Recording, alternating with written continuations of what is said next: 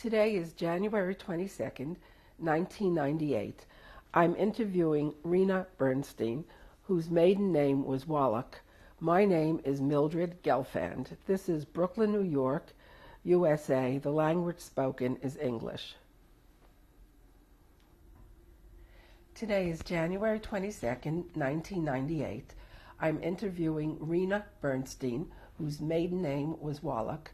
My name is Mildred Gelfand. This is Brooklyn, New York, USA. The language spoken is English. Please introduce yourself. My name is Rena Wallach Bernstein. Can you spell that?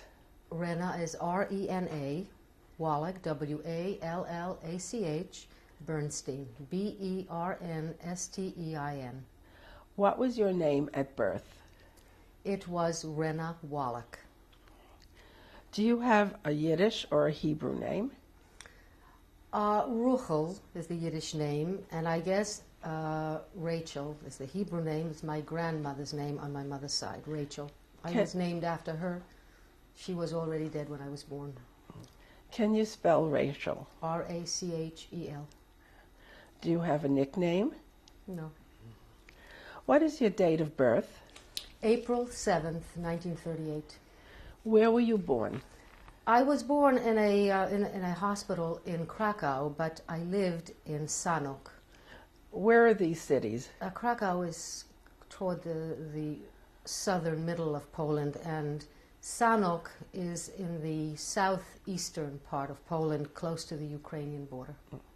Would you like to tell us why you were born in Krakow? My father was a doctor in Sanok, and he and my mother believed that she was going to have a difficult birth. They could see that it would be difficult, and he wanted to take her to the most modern, up-to-date hospital in Poland, so he took her to Krakow.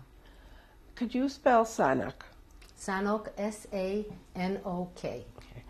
Where in Poland is Sanok? Sanok is in the southeastern part of Poland, near the Carpathian Mountains. And it's on the River San. That's why it's called Sanok.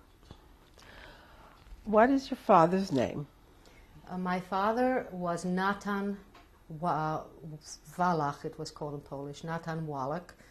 When he came to this country, he gave himself an American name as well, and he called himself Norris Nathan Wallach. What was your father's date of birth? He was born on March 9th, 1905. Where was your father born? He was born in Sanok, in Poland. What was his occupation? He was a doctor, general practitioner, family doctor. Where did he study medicine? He studied in Prague, at the German University in Prague. What languages did your father speak? Oh, many. My parents both, my father is no longer alive, but my parents both spoke Polish, Yiddish, Hebrew, English, German, and some Russian. What is your mother's name? My mother is called Yafa Wallach. Yafa is her Hebrew name. She was born in Sabina. Sabina is the Polish name, Sabina Wallach, but she was called Yafa, and she is still called Yafa. What is her maiden name? Her maiden name is Manaster. When was your mother born? My mother was born on December 28th in 1909. Where was your mother born? She was born across the river from my father's hometown in Lesko. Actually, outside of Lesko is a little village called Orelec, where my grandfather had a big farm. She was probably born on the farm. That Lesko was the closest town. What was your mother's occupation? My mother was a nurse. She helped my father in the office. Do you have any siblings? I have a brother who was born here in 1949 in New York City. What is your brother's name? My brother's name is Sheldon Jules Wallach.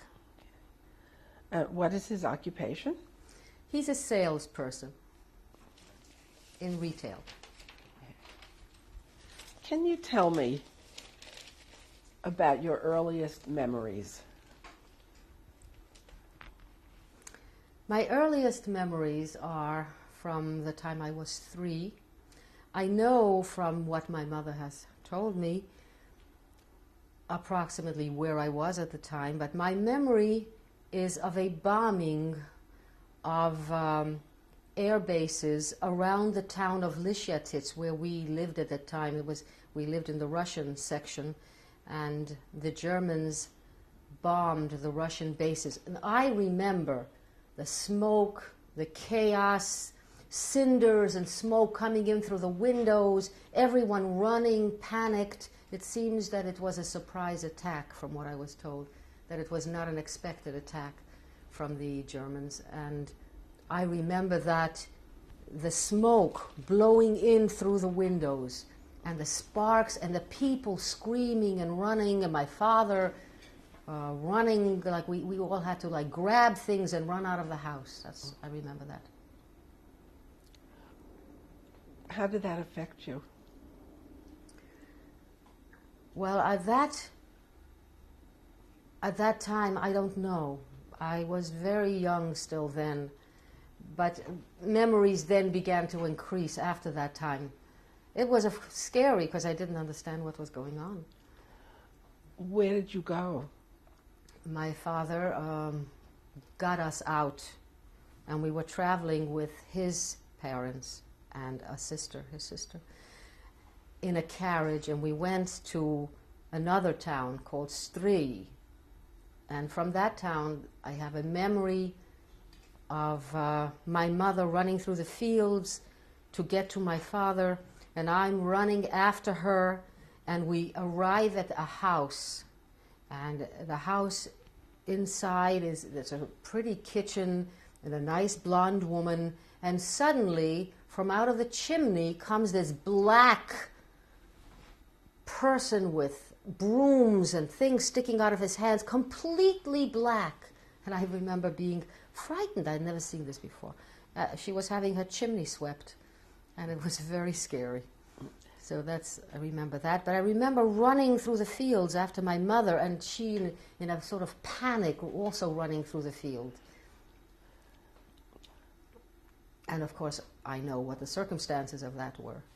The circumstances of that were that my parents had been deliberating whether they could go back with the Russians or remain, because they were traveling with a child and old people, old parents.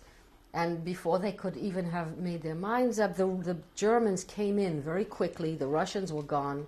And when the Germans came in, they gave the Ukrainians a 3-day holiday to do anything they wished with the Jews, meaning to murder them, to take their property. The Jews were no longer protected by law. And what happened was my father was then at a delivery. He was in a difficult delivery in one of the Ukrainian homes, and so he had to stay there overnight. My mother was afraid under the circumstances to stay alone with me, and she ran to join him, and that's how we arrived in that house.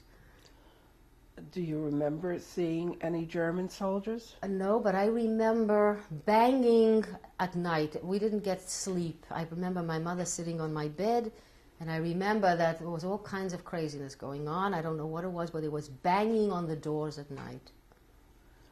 Do you know who was banging? Well, now I know. I know from my mother's manuscript, which I know from talking to her, that what had happened is that the drunken Ukrainians who were drinking all day at night rounded up Jews and killed them. And so they knew that a Jewish doctor was attending to this delivery, and they wanted the Jewish doctor's family and the doctor out. So what they did is they took Jews at night and murdered them after drinking all day. That was their pattern for 3 days. Did you see any of that happening? No, I didn't see it. What is the memory after that? The memory after that is,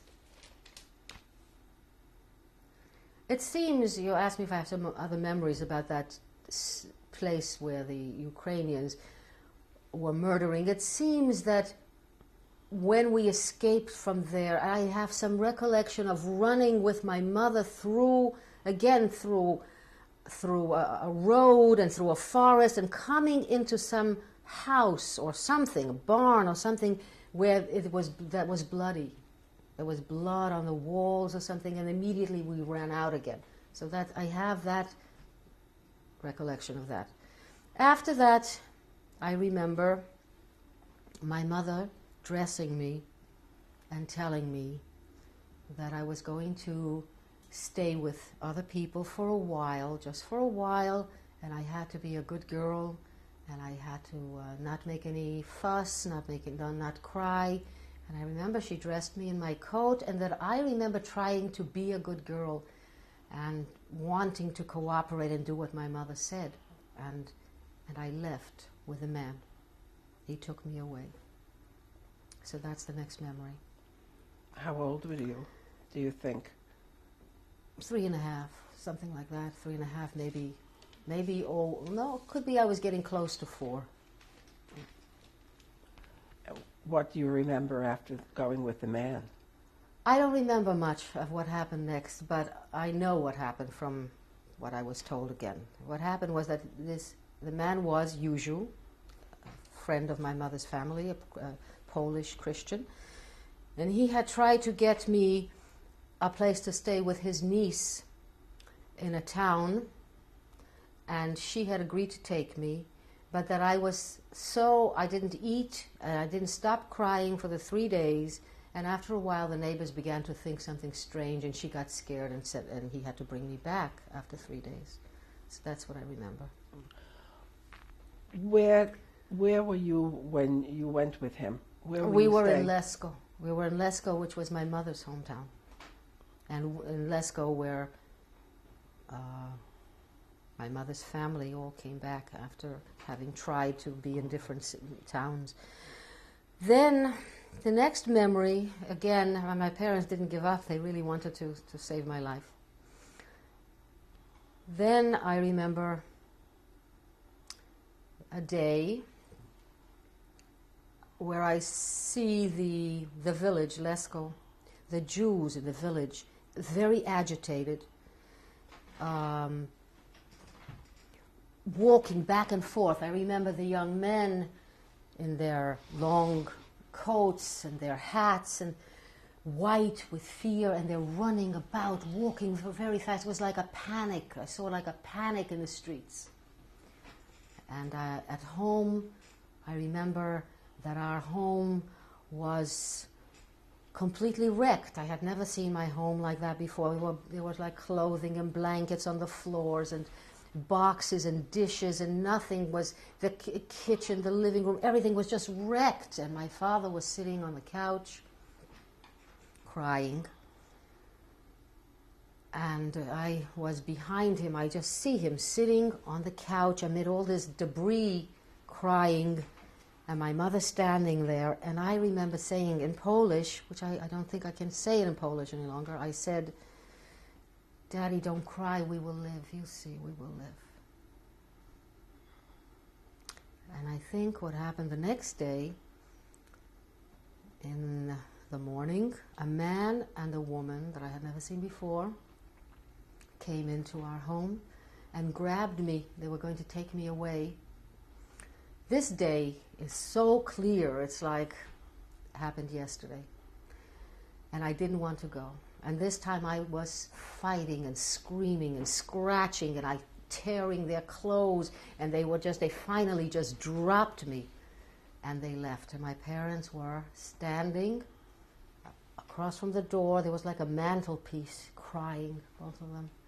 And then I remember sitting in a corner of the room, just knowing that they were going to come back. Parents didn't come to talk to me. They stood there crying, and I was sitting in the corner. I don't know how much time went by, but then 2 women came. And again, the same thing was repeated. The one of the women was the same as had been there in the morning, and then there was another woman. I think that they didn't want, they realized, and I realized, I felt that I didn't want to go with the man. I was afraid of the man. Why were you afraid of the man? I don't know. How did he look to you? Do you have any memory of him? Yes, he didn't look like an ordinary guy, you know, not too tall, not too short, not too fat. He was just like, but I was afraid of men. Then these two women grabbed me. And again, the whole thing was repeated. I'm scratching and carrying on and kicking and screaming. But these are really hefty peasant women, you know. They just grabbed me. I saw my parents standing by the door, weeping, just weeping. And they carried me screaming through the village and out of town. And I remember that. Why were your parents attempting to hide you? What was happening at that point in their lives? What was happening was that the next day, I think this was just in the nick of time, that the next day they were going to be rounded up and taken to Zaslav. It was a transit camp, like a concentration camp from which trains left for Auschwitz. And the Jewish community had gotten word to be ready, that they were going to take the keys to the houses that night. Everybody had to be ready to go. Did you understand why you were going into hiding at that time? No, I don't think so. I'm not sure. I did have some melancholy ideas, but it was that the Jewish children were in danger, that dark people with black eyes and dark hair, that something to do with that Jews were going to were bad, were going to be exterminated, but it was not clear. Do you recall being given any explanation? Not at that time, no. I remember the first time they prepared me. This time they didn't. What did they tell you? When they prepared me, the Yes. first time when they dressed me in my coat and I was going to go to Yuzha's niece. So they dressed me very nicely, and my mother, I remember kneeling down and talking to me and telling me, be a good girl, you're going to go with some nice people for a while, only for a while, and then I'll come for you, and behave nicely, and be a good girl, don't cry, and and I was like going to do that, just what she told me. You say the man was named Yuzhu. Yes, Yuzhu was a mechanical engineer who worked for my grandfather on his farm.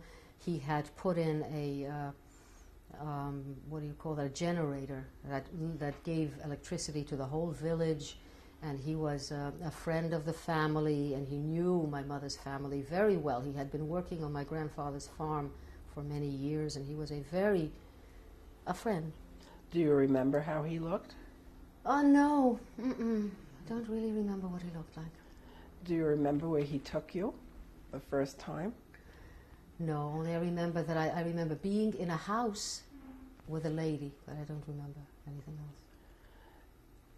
The second attempt was... The second attempt, I remember, as they took me out of town crying. I guess they figured that it was nothing unusual to have a woman carrying a screaming, crying child.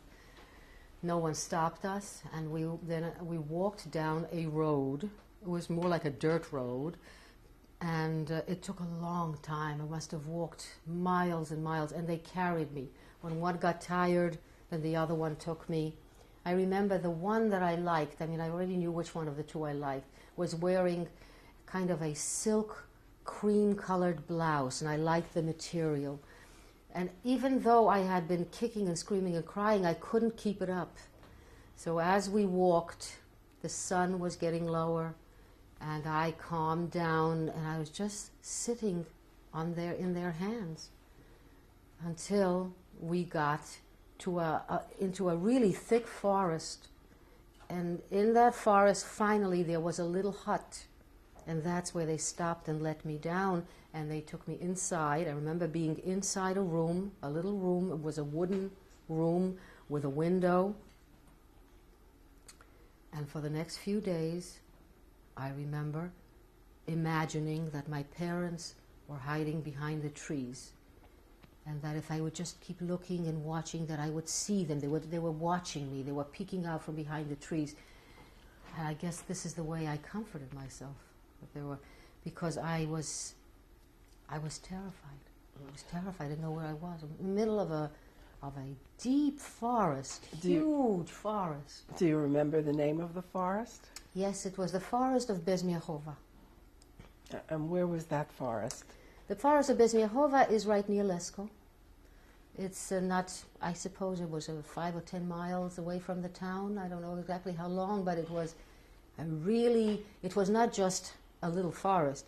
It was really like a primeval forest, at least that's what it looked like to me. It was ancient and huge, you know, the trees just towered, you know, they went up forever, and there was just this little nothing of a hut. It was like a nothing. It was just a little wooden shack. When you went with the two ladies to the forest, who were you with when you got there to the hut? Who was in the hut? I don't remember. I know the one woman remained there. That was Magda. She lived there. Could you describe Magda? She was a kind of a heavy woman. She was blonde and she had kind of a large jaw. That's all I really remember about her. Her appearance. Hair was sort of down to here, kind of wavy. And she wore these kind of big skirts and an apron. And she was not very communicative, not very talkative. This I learned about her later. When you were in the hut at the beginning, who else lived there? I know who lived there, but I don't remember at that time who was there. Who lived there was a man called Janek. Janek was a forest watchman for the Germans, and he roamed the forest. He always wore a uniform and a gun, boots. It was, I suppose, a German uniform. He worked for them, and he roamed the forest, and he would be gone for weeks at a time. Then he would come back with little animals, which we ate. Like he would kill little rabbits, and we ate those. And what do you remember about the animals? Well, these little animals, what would happen was that he would tie their front paws together, hang them from a branch, slit around the paws, and then I would help him, and sometimes I had to do it by myself, take the skin right off the whole animal. It just kind of peeled off. And these little animals we ate for dinner a lot of times. Who did the cooking? Magda. There were also chickens, a few chickens in the yard. There was a yard, and there were some chickens always running around, and there was a stump in the front yard. It was a bloody stump because that's where the chickens' heads were cut off. So I would hold the chicken like that, and she would with the axe cut. And then I remember these chickens running around, you know, without a head, you know, with blood spurting out, running around the yard. It seemed for an endless amount of time. So there was a cat. It seemed all these little animals it was a brutalizing experience. There was a cat, and when this Janek was home, and he had a scythe, I think it's called a scythe, you know, this knife that is curved that they use for cutting grasses and wheat. And he would clear the backyard from these grasses, and once he went in like this, like that, and he really cut like ribbons of skin from the cat that was in the weeds, and she just stayed there with her skin kind of falling off her. This is all horrible, just horrible memories. When you skinned the animals, do you remember your reactions to that? I remember that from the time that I got there, that I was in a state of shock. That I, at some point, was told that I would never see my parents again. I was only 4. Who told you that? I believe it was Janek and Magda both, that I should stop thinking or talking about anyone I knew before. No one was ever going to come back. This is where I live now.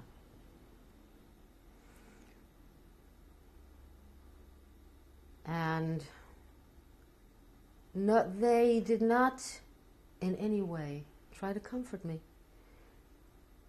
Janek, once in a while, would kind of pat my head.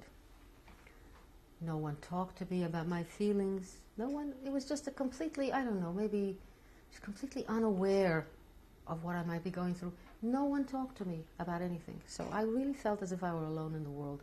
I had to take care of myself, by myself at 4. I never talked to these people voluntarily. I never asked them anything. They never talked to me except maybe to give me a command to do this or do that.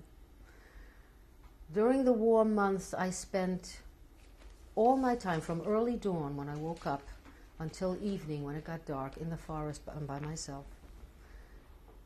I would eat in the forest. I would take a branch from a pine tree and skin it, and underneath there is a very white, smooth skin of the branch. And I would go around and get little berries, strawberries, little sweet strawberries, and thread them on these branches. And I had like a little strawberry branch. And I would have many of these, and I would eat them all day long. Or I would eat other berries that would grow there. This agres in Polish is called agres, is gooseberries were growing there, blackberries and raspberries in the fields. And I would spend my days, all the warm weather, alone in the forest. I was grew up like a wild child, you know, completely without people. What were you feeling?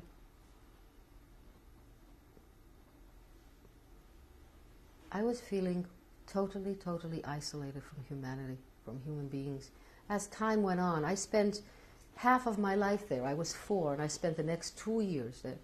That's half of, as long as I was alive, without real contact, without contact with people. Because the contact that I had with these people who kept me was so cursory and so without any contact at all. I was afraid of them. I never opened my mouth in their house. All the time that I was with them, I never addressed them. I never said a word to them. I was terrified. I knew my life was in danger. And I was afraid to do anything. I was afraid to breathe in their presence. But I was unable really to touch myself. After a while, I couldn't live with the feelings of such terrible isolation and such terrible loneliness, and I was only 4, that I just stopped feeling altogether. I really went a little crazy. Who else lived in the hut with you? Magda had a little girl, exactly my age. Her name was Stasha. But she was, in my memory and my recollection, she was a real crybaby. She was a chubby little girl, and she would just hang on her mother. And she would cry and whine, and she very rarely, and I very rarely had anything to do with her. We sometimes, Janek was a photographer before the war, and he had some equipment stashed in the closet, which I saw. And even though it was against the law and he could have been killed for having this equipment, he would take out some cameras and sometimes he would snap pictures. And I have little pictures of the 2 of us, or of other things in the forest, or other peasants that used to come by. But other than that, she and I really had very little to do with each other. I hardly talked to her too. Except once I remember we played a game, and this is just like a typical kind of thing that would happen. We played a game with a rusty lid of a tin can that we found in the bushes, and we're rolling it to each other, and it went into my shin, right to the bone. It just sliced me right there, and I still have the scar, and it didn't bleed for some reason. And Magda took out some dirty handkerchief and just tied it around, and that's all. Nothing else was done. The conditions were extremely primitive. The little hut had no bathroom. We'll continue on the next tape. Okay.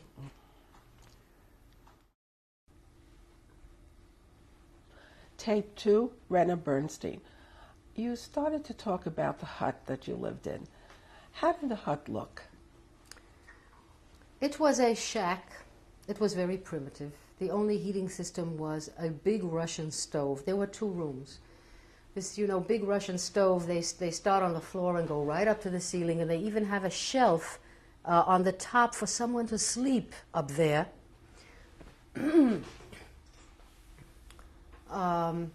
So there was the Russian stove, which warmed both little rooms. In one room there were 2 little cots. I and Janek slept on one cot and he slept on the other cot. There were a couple of windows, and then there was this kitchen.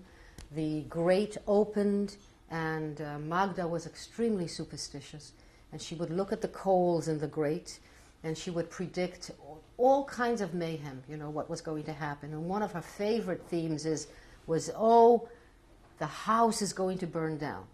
And this, of course, scared the daylights out of me. And I remember that that's at about the time when I stopped sleeping. I wasn't able to sleep. The only time I could sleep was when it was raining. In my mind, I felt if it's raining, then it's not going to burn down. The rain will quench the fire. So I was afraid to sleep at night because of her. And that's not the only thing. She's going to break a leg, and this is going to happen, and that is going to happen. So every morning she would read the coals and scare the daylights out of me. What was the relationship between Magda and Janek?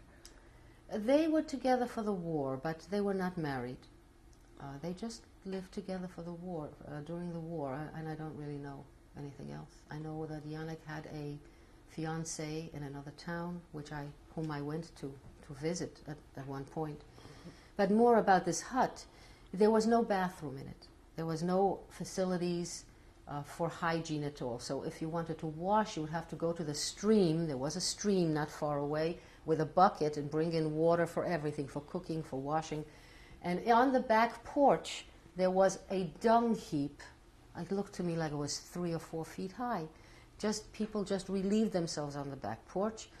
And in the summertime, the stench and the flies were just unbelievable, just unbelievable. And I remember that I also was, in that kind of hygiene, I had worms, and every time I went to the bathroom there were little white worms crawling in the feces, and I remember that. I remember that I had nits. If I put my hand like this through my hair, I came out with a little lump running all over my hand. I think that in the warm months we were able to take a bath in the stream. But in the cold months, and Poland is very cold, and there's a long winter. Snow must be on the ground for 6 months, if not more. And it snows. Most of the winter, the snow was higher than the windows, so that it was like twilight in that little hut all day long, because the snow covered the windows. It was so high. I never went out in the winter, so there were 6 months or 7 months when I didn't open the door. I didn't have shoes, so I couldn't go outside. Where did you get your clothes? I don't know. I guess I didn't have that many clothes. What I had, I don't even know where they came from. But I was confined to this tiny little hut with these 2 little rooms for the whole winter, in which I didn't talk to anybody. I don't remember having a word to say to anybody or anybody talking to me. It was an extremely strange and terrifying thing to be living with people that you never spoke to, that you were terrified of, and you could not even escape from their presence for months at a time. I couldn't go outside. As soon as it got warmer, I disappeared. As soon as I woke up, I disappeared into the forest, and I loved the forest. It was the only thing I had. I would spend hours lying on my back looking at the clouds, and it was a fantasy world I was in. I imagined that I was walking in the canyons of the clouds. I was going in and out of these caves, and I remember imagining that it was a world, that I would escape and I would live in that world, in the clouds. And I spent hours just on my back walking in the clouds, literally. How far into the forest did you walk? Oh, I went all the way in, and I remember sometimes coming across gypsy camps. It seemed to me like they were gypsy camps, because there was campfire, there were sparks coming up with the smoke, and people sitting around. I never got close enough to be seen, but I came across these camps, and who knows, maybe they were not gypsy camps. Who knows what they could have been. Do you remember how they were dressed? Not really. I don't think I remember how they were dressed. Did they see you? No, they never saw me. No, I was very careful not to be seen. Did you see any other groups of people in the forest? No. How about animals? birds. I remember birds. I don't remember animals, but I loved the birds, and I felt safe and to some extent happier in the forest than I was with people. I was now terrified of people completely, and I had no contact with them. While roaming in the forest, what thoughts and feelings did you have of your parents? I no longer thought about my parents. I think that trauma of having been really ripped away from them like that was so traumatic that I just blocked everything. And I was living in a fantasy world of nature, of the forest. I remember at that time being taken to the local church, somewhere, not in the forest, but on some outskirts. There was a town and there was a church, and I was baptized. I remember eating the wafer, and I remember that the priest would pat my head, and he seemed to me to be kind. And I had a feeling that maybe he knew who I was. Maybe he knew that I was being hidden. When you were hidden, were you told that you have to have another name? I was given another name. My name was Irena Konkol. Konkol is the name, Janek's last name. I took his last name. What was your relationship supposed to be to him? Not sure. Did he tell you to behave in certain ways? You know, they didn't. And you know, sometimes Germans came down the road to that hut. And when I saw them, I usually ran behind the hut or down or away so no one could see me. I knew I was in terrible danger. But it so happens that once they came unexpectedly, and I wound up on a German's knee. And he was saying something like, he has a girl like this at home, something like that. It seemed to me that's what he was saying. I don't know what language he was speaking, but I remember winding up on his knee. Do you remember how you felt? I think I was just in shock the whole time. Everything. You see, no one experience was worse than another. It was like a living hell to me, the whole thing. How long a period did you stay in the forest? What did you do when you got up in the morning? It depends. If it was relatively warm, spring or summer, as soon as I got up, I didn't eat. I just went into the forest. I stayed in the forest alone until it got dark. Then I came home, and usually there was a little table in the kitchen with 2 chairs. If I would sit up on the chair, Magda would give me a piece of bread and butter, or whatever they were having, piece of rabbit or whatever was, and I would eat it. And I would go to bed, and that's all. I don't remember conversation. I don't remember anything. What else can you tell me about the people who hid you? The people who hid me really were very noble. Because they were not, first of all, they had gotten no money or anything for doing this. And they knew, and everybody knew, that they were putting their lives on the line to save a child that they didn't know. They had never seen me before, when Juju had arranged for this. Juju knew a man called Stefan, who was Janek's brother, who lived in a town before the forest, near the forest, close to the forest. And through Stefan, he got Janek. But one time, I remember this, after I think I had been there about a year, Stefan came, it was spring, he came to the hut, and I was there. It had not yet, I guess I had not gone to the forest that day, or maybe it was still too cold. And in front of me, he sat down with Janek at the table, at this little table in the kitchen, and he told him that a Christian family had been murdered because they were hiding Jews in his village. And he said, "You are putting us all in danger, and you must get rid of her. You must take her in the forest in the morning and shoot her. Nobody will know." And you heard this? I was right there when they were talking. And Janek said, "But what if her parents come back?" And Stefan said, "Her parents will never come back." And I don't remember what I felt. But all I know is that I had a feeling of unreality, always. always a feeling of unreality, because I was living in a fantasy. I went to bed, and I didn't wake up for 24 hours. Why do you think you did that? Because I didn't want to get up, because I thought I would be killed. And I thought, I just escaped. That was my whole way of dealing with everything, escaping into fantasy, escaping. I slept. And when I woke up, it was twilight of the next day. It was more than 24 hours. And I remember the shock of like touching myself. I'm here, I'm alive. I didn't believe, I don't know, in my childish way I understood that he had not done it and that I was alive. And that was the last I heard about that. So, you see, they were very brave to do this for a stranger, for a strange child. What other frightening experiences do you recall? Well, confusing experiences. There was a time when, the Germans were sort of combing the forest for Jews, and the area became too dangerous for me. So Janek took me to what I understood was his fiancée, Vilka, in Lvov, and asked her to keep me.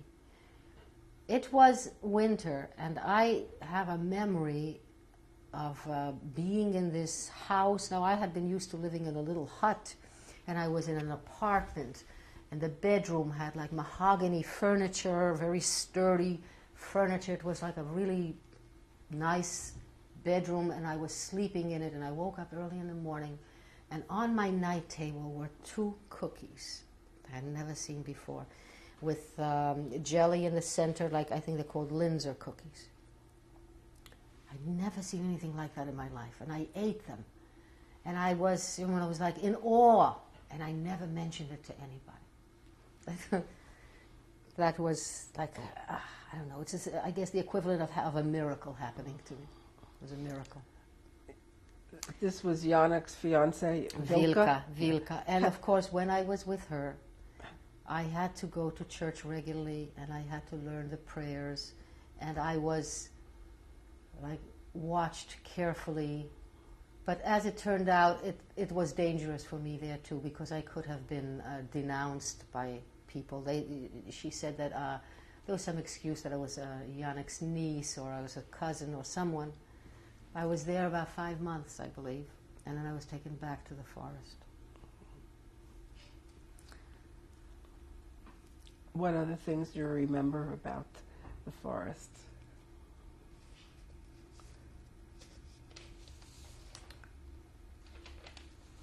It's not so much events as a feeling, who I was. Can you describe that?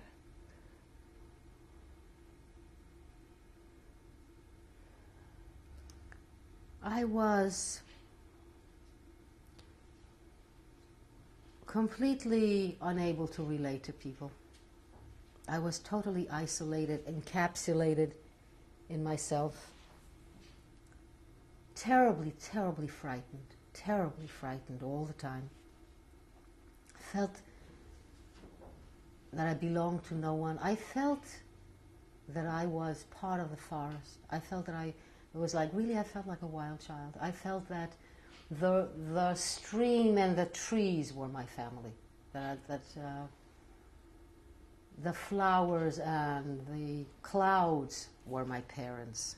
And nature was my mother. I felt that. I felt that I didn't belong to humanity. I felt I wasn't human, but I was part of nature. Do you remember feeling that Yes, way? I remember that feeling, that not only in the forest, but afterwards, for many, and maybe I still do to some extent. Felt completely estranged from human beings, completely. Were you ever sick while you were in the forest? Toward the very end, my mother's younger sister, Hanka, could not stay where she was being hidden, and she came in a sort of desperation to Janek, to the forest, if he could keep her a few weeks. And during that time, I remember I was sick, and I had fever, and my aunt, whom I knew very well, I was 4 when I was taken away, denied that she was my aunt. She had to deny this. So she had a gold tooth and she had removed that. She had the monograms on a sweater, her monogram, and she removed that. And I remember the conversations with her, like, you are my Aunt Hanka. No, I'm Panya Stefja. I'm not your Aunt Hanka. But that sweater, that's Aunt Hanka's sweater. Oh no, I'm Panya Stefja. So it's like this really cuckoo thing going on. And at night, I was sick, and she would be crying over me. And I was just crying over me all night. Did she comfort you? She tried to comfort me. And yet, but every time she kept repeating, but I am Panya Stefja. I'm not your aunt, I'm Panya Stefja. It was a very strange thing.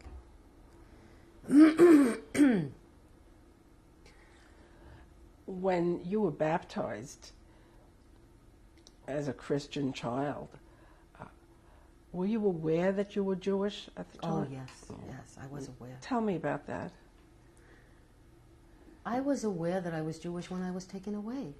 I mean, first of all, my mother and father my father was part of the Enlightenment. He came from a shtetl.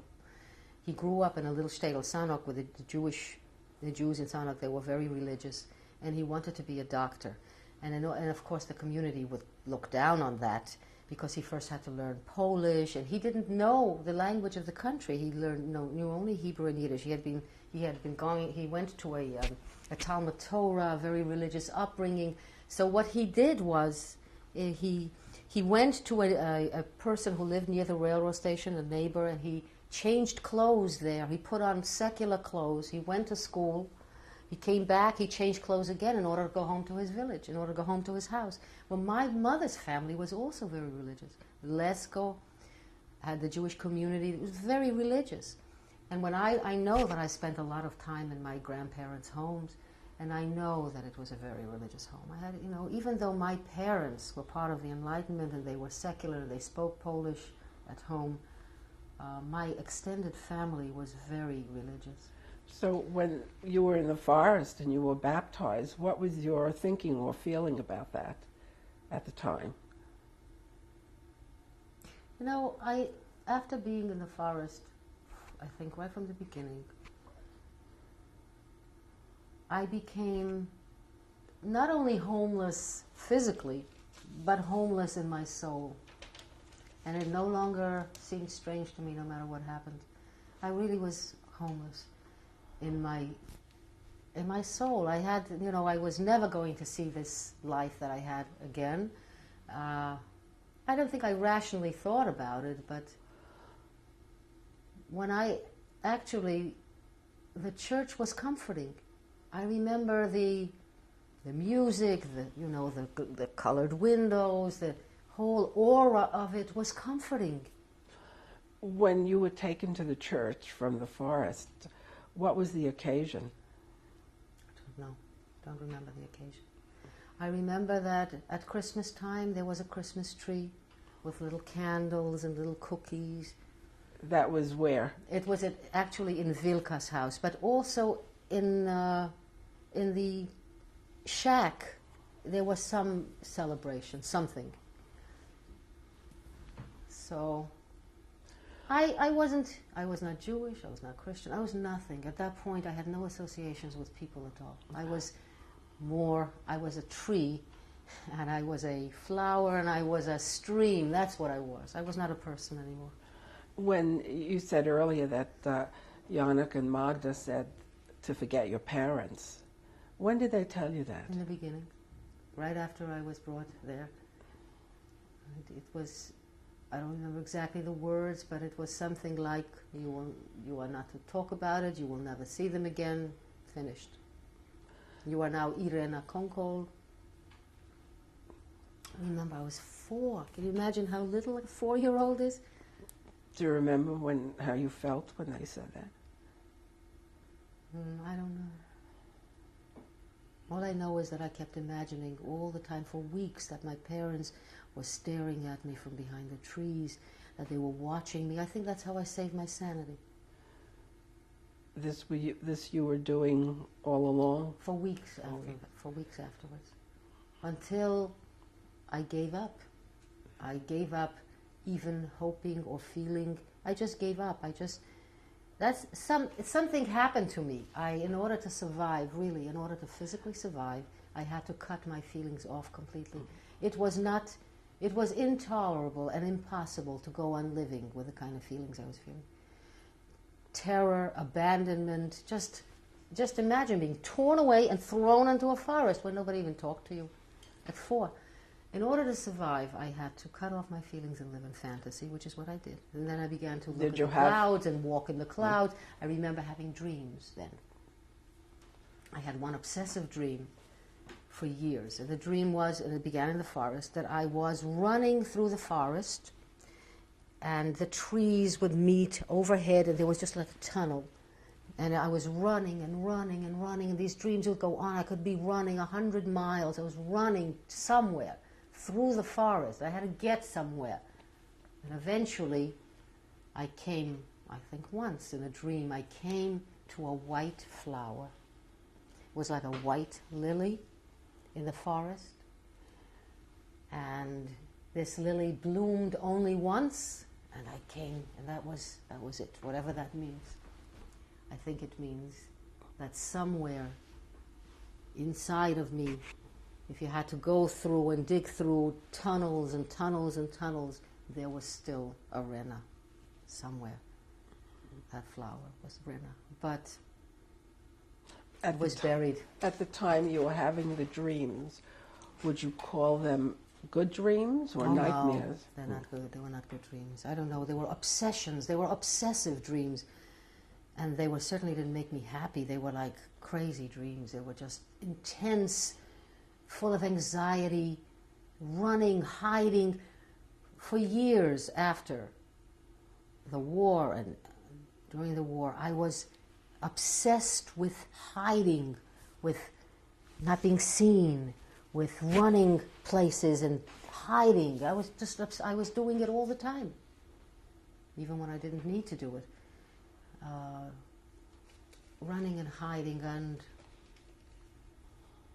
I remember such unfathomable loneliness, alone in that forest, alone. And actually my whole waking life during the warmer weather was alone in a forest or in a field. Of course, I became very intimate with the plants that grew there, with the birds, with the flowers. Did you talk to the plants and the birds? I didn't talk to them, but I communicated with my heart to them. The colors, and I think that's why I then began to paint when I grew up. The colors, I remember the blue of the cornflowers in the grasses and the fields, the little berries, the mushrooms, the pines, the smells, the feel of it. This became my life. The forest became my life. I think it was the most intense experience of my life. The forest became my whole world, my whole life, and the people were an abhorrence to me, all of them. And so when you came home after being in the forest all day, were you ever asked by, by Janek or Magda, where were you? Wasn't a middle-class kind of place. Maybe that's the way people raised peasant children. It wasn't a question of where were you, how do you feel, what do you want, what do you need, nothing. It's just like you grew up like a weed, in a field, like a weed, and that's what I felt I was, a weed, uncared for, nobody cared, unwashed, you just got a little bit to eat. Nobody cared about anything about you. When Magda was with her daughter, a 4-year-old daughter, Stasia, what was that like? What did you observe? Well, I observed that Stasia was a crybaby. Of course, I also thought she was extremely lucky. She could cry. I wasn't allowed to breathe, let alone cry, let alone say anything negative, let alone complain about anything. I had to really stuff everything. what she would do is she would hang on her mother and she would whine, I want this and I want that, and the mother would sort of put up with her. But the mother's concern was for her, and it never extended towards me. I was always the child in the corner, the child who just stands there. As a matter of fact, I also felt at 4 and 5 that I had to be useful. So if Janek would walk into that little shack, I immediately grabbed a broom, meaning, I'm going to clean, I'm going to clean. I felt I had to be useful because I was nothing. I was nothing. And I had a feeling I was nothing to them, except perhaps putting them all in danger, but I was nothing to them. And that maybe, I know they did a very courageous thing. Maybe they just didn't know how to relate to me. Maybe it was impossible to relate to somebody who was so traumatized. I don't know what the story was, but I was so unbelievably lonely. It was unbelievable. I don't think I can even face those feelings now. I'm trying to. In all these years, I'm trying to. Did you ever cry? No. I couldn't. I didn't have feelings anymore. I was now living in a fantasy. How many years did you stay in the forest? 2. Between what ages? Between 4 and 6. Do you know when you left the forest? On what date? Or the Not circumstances? Yes, yes. One day, I was again in the yard holding a chicken over this bloody stump.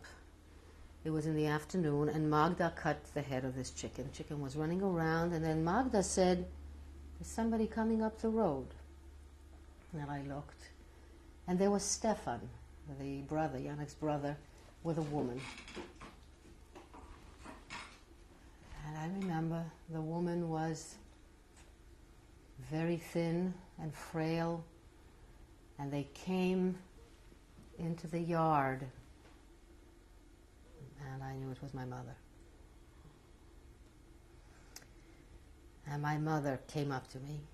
But you know, the funny thing is that I had no feelings. I have feelings now, but at that point I was just too disturbed now.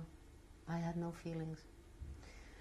She came, she brought a little blue raincoat, and that evening she slept there with me in the same bed, and she tells me that I couldn't stop saying, my mommy, I'm so happy you're here, my mommy, but I don't remember that. What do you remember?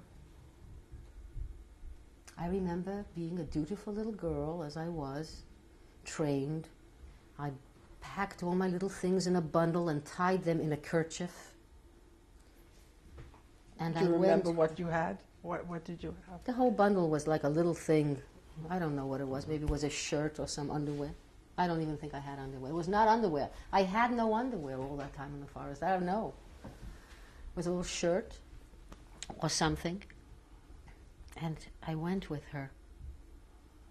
And I remember she was wearing a mustard-colored dress with tassels on the pockets, maroon-colored tassels and the little pockets here. And I remember the dress. Before the war, she wore that dress. This is the dress she was saved in, and she saved the only dress she had. And that's another story. We'll continue on the next tape.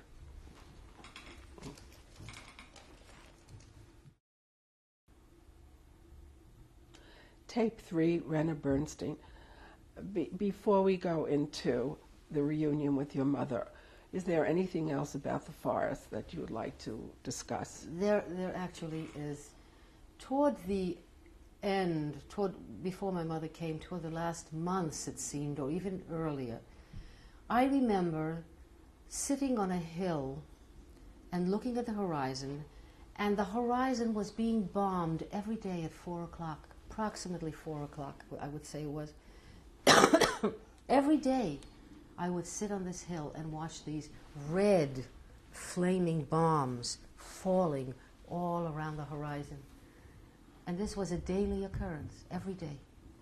So, just me sitting on that hill watching this. That must have been when the war came, when the front came just to this part of Poland. When you saw the bombing, what were you feeling? I was feeling destruction. I was feeling that everything was destroyed, that everything was being destroyed, that everything was destroyed. It seemed to me that the world had ended. Even before those bombings, but those bombs, like they were really, they symbolized everything that I was feeling. It was the end. And the horizon was in flames. The bombs were falling, horizon in flames every day. And I was just watching this. And then my mother, then a while after that is when my mother came. What was your understanding of the bombings at the time? I didn't know. There was no one to talk to, and there was no one to ask, and no one ever told me anything. I didn't know what it was.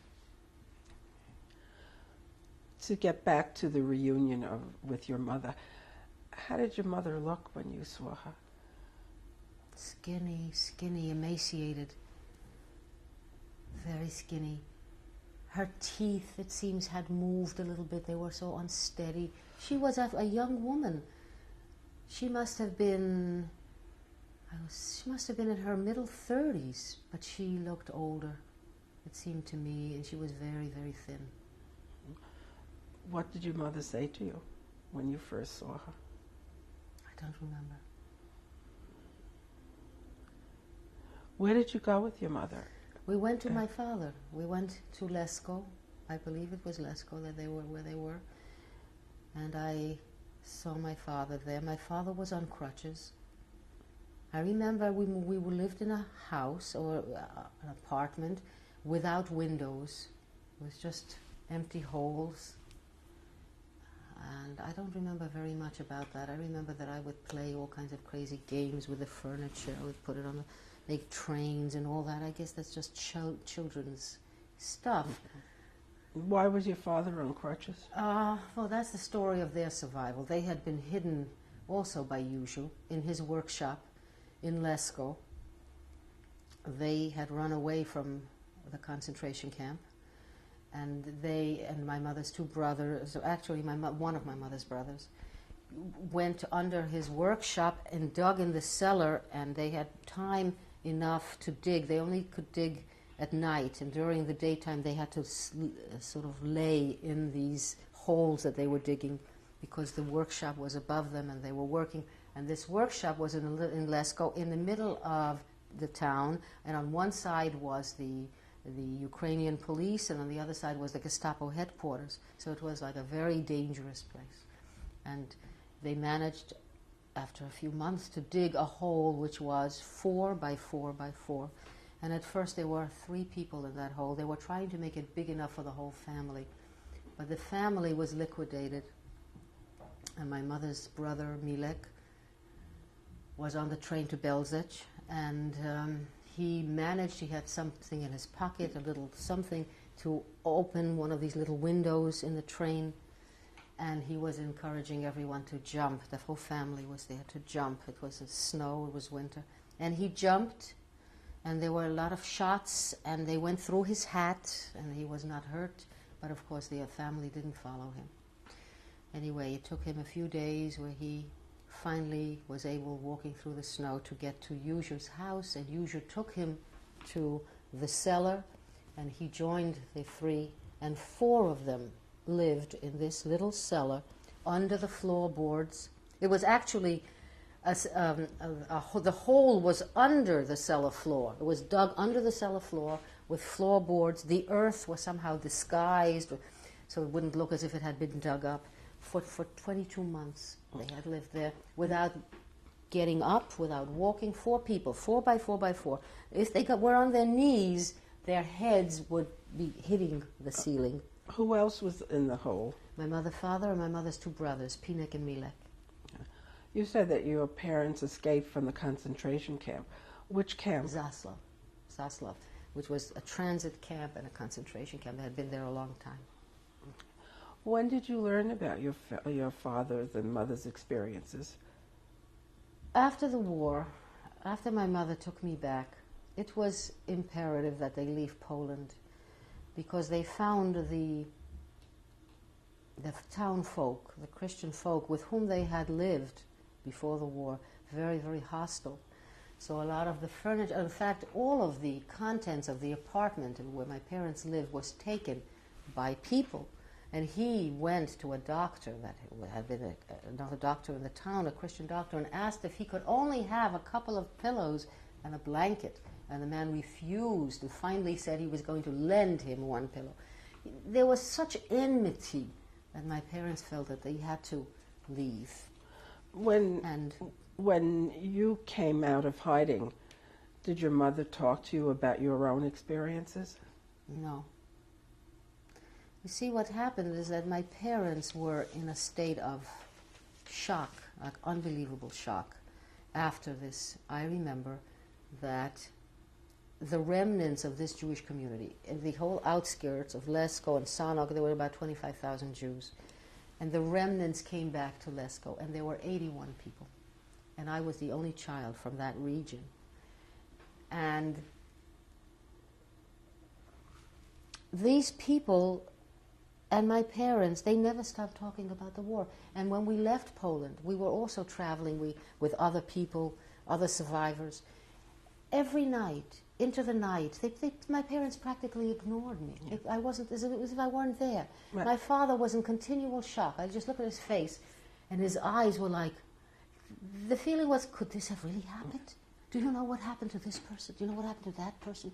Can this be? Could it have? I mean, after their experiences, they could not digest it. And so... Before we leave Lesko, you said that you went back there and you were reunited with your father. Your mother had taken you there. Who had liberated the town? Who had liberated the Lesko, town? yes. Lesko. I'm not really sure, because I didn't know about that. I know there were lots of Russian soldiers around. There were Russians, and the Russians, some of them came to our house and drank with us. They drank vodka with us. And actually, I remember on the way to Lesko with my mother that we were picked up on the road by a Russian convoy, and we were given, it could have been, I'm not even sure it's a Russian convoy. No, it was not. It must have been an American, because we were given corned beef. You know, these American rations in the cans of corned beef. Maybe it was Russian, maybe it was American, I don't know, but I had never in my whole life tasted anything so fantastic. And I still remember the shock of eating that corned beef. It was unbelievable. And when you got back to Lesko, where did you live? In an abandoned, bombed-out house where we tried to sort of keep ourselves together. But I was already not the daughter that my mother had left, or that my mother had given away. I was a Christian girl at this point, and all I could talk about was all of the saints' days, you know, all this saint and that saint. And I remember being this good little girl and folding up my clothes before getting up and putting them around on a chair and saying, "May I have a piece of bread and butter?" And then I would talk about all the saints. And I think that I was... What did your mother do when you did that? I didn't have a good relationship with my mother then. Yeah. My father was closer to me. My father was very affectionate. My father, in a way, saved my life, because I was in terrible trouble emotionally. And my father would put me on his knee and he would say, "Kotuś, come here, Kotuś." Kotuś means little kitten in Polish. And I remember my father was the only one who somehow reached me. I think that my mother must have been affected by who I was. She was affected by this little Polish Catholic girl who came back and who was oblivious, didn't remember really anything, and was so unreal in so many ways, and so in a fog, living in a complete fog, and she couldn't relate to me and I couldn't relate to her. And they never stopped talking about the war. You said that you left Lesko. When did you leave Lesko? How long were you there? Few months, only a few months. It was 40, I guess, the beginning of 45, or the end of 45, 46 we left. It was only a few months. And then we began to, and then was this trek through Europe. We were refugees. We had nothing. We only took some clothes on us, and that's all. And I remember my father giving me the documents. You know, they were sort of stuffed into my shirt in there or something. I didn't feel good about that. I was scared. What type of documents were they? Don't know. I don't know. Whatever it was, I was holding it. But we had to cross borders. That was it. Granica. Yeah, I remember saying to my mother once, "Mama, jaka duża granica," like a huge border. I don't know what this border thing is, but everything was to me strange and crazy. So How did you cross the borders? Were you helped? Well, yes. Sometimes there was, I believe, British soldiers from Palestine. They were the Jewish Brigade. They were called, who were helping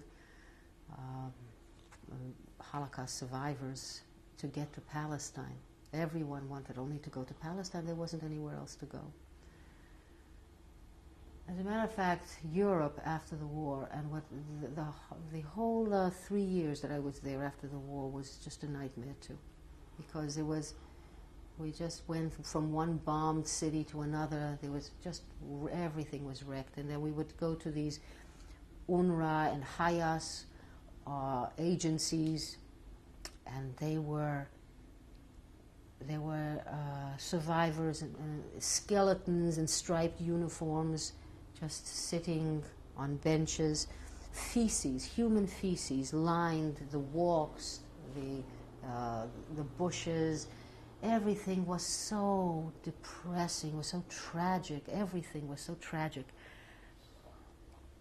And my mood, my parents' mood, and my mother would sing Yiddish songs. She would sing, you know that song,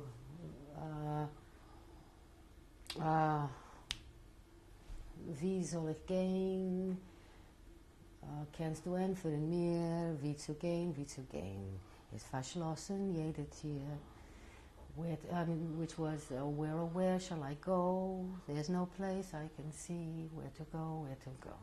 All the doors are closed to me. It was like we were. What cities did you go through? Do you Bucharest, recall? Budapest, then Graz. Then we had to go over the Alps to Modena, to Treviso. And this was all to reach Palestine from Italy. But in the meantime, my father had to make some money, so he was, I think the Joint got him a position in Barletta, southern Italy. I'd like to go back before Barletta.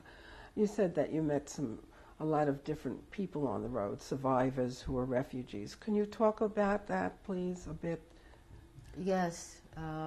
One was a doctor that my father met after the war, Damashek, and we would spend a lot of time with him. In fact, we seemed to be going parallel places, and he was one of the people that talked with my parents into the night about the war. There's constant conversations. Then there were the Mairances. The Mairances were Stefa and Tadek, their daughter Marilla, and Stefa's sister, who was posing as her daughter, Krisha. And they also spent a lot of time with us. The three girls, they were like, one was 2 years younger and one was 2 years older, and the three of us would, I guess, be silly together and draw, and, you know, we entertained ourselves, especially, it seemed to me, in Italy, that we spent a lot of time together. Yeah. And there were other people, I don't remember their names, but they were all survivors, and they all wanted to go to Palestine. There was no place to go. Do you know that the Russians tried to force repatriation? So if you would say that you were Polish, they would force you to go back to Poland, no matter that the Polish people didn't want you and were killing you. My father, from Bucharest, I think, wrote a letter to the United States, because my mother had a grand aunt in Chicago. She had arrived many, many years before the war, and she was living there, and they didn't know her address. So he wrote, and this is a nice story, he wrote a letter to the police department of Chicago asking them to find her.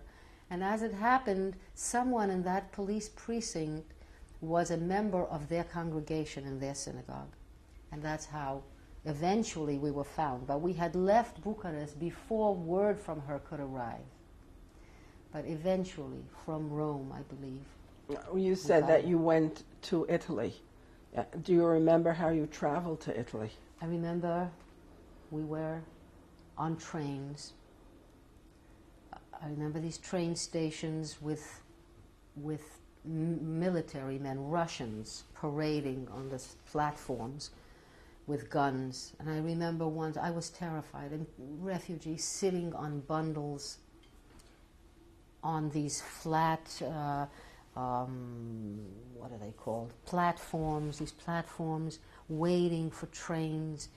And once I was so scared, I guess, with these Russian soldiers with these guns parading around that I ran. I jumped off the platform onto the train bed, which was pebble, these sharp rocks, and ran under trains and through trains and began to run. And trains were coming in all directions, and I fell. And my father got to me like just in time before a train ran me over. And I remember that at that point, this finger, I almost cut this thumb off. And this nail never grew back the same way as this one. Did you receive any medical care for that? No, I don't remember. Then I remember the trains. There were Russian soldiers in their big greatcoats, and I liked the Russian soldiers because they gave me candy, and because all night long they played their concertinas and they sang beautiful Russian songs. And I remember looking out at train windows, and I saw these little villages with the little lights on in the windows and the sparks coming out of the chimneys, you know. And I remember thinking, these people, they have homes. Everybody lives in a home, and except, you know, me, we have no home. Everybody has a home. I was just looking at these little villages, these little homes. Everywhere there was a home, a fireplace, chimney smoke. Tremendous sadness. Just tremendous sadness. You said that you ended up in Barletta, Italy. How did you get there? We went over the Alps. I remember the train that we took over the Alps. I remember because my father bought me from a woman who was selling them on the platform a flower called Edelweiss, that was supposed to grow in the very hard, difficult places to reach up in the crags of the mountains. Part of the way I remember that train. Other times I remember walking with other people for miles, it seemed, over ice and snow and climbing. I suppose part of the way we walked, part of the way we went on trains. There were times when we went on these trucks that were driven by these British soldiers, the brigade who was trying to help us into Palestine. We got into Rome, I believe, and the Joint found my father a position in Barletta. He was to be a doctor in a Polish orphanage in Barletta.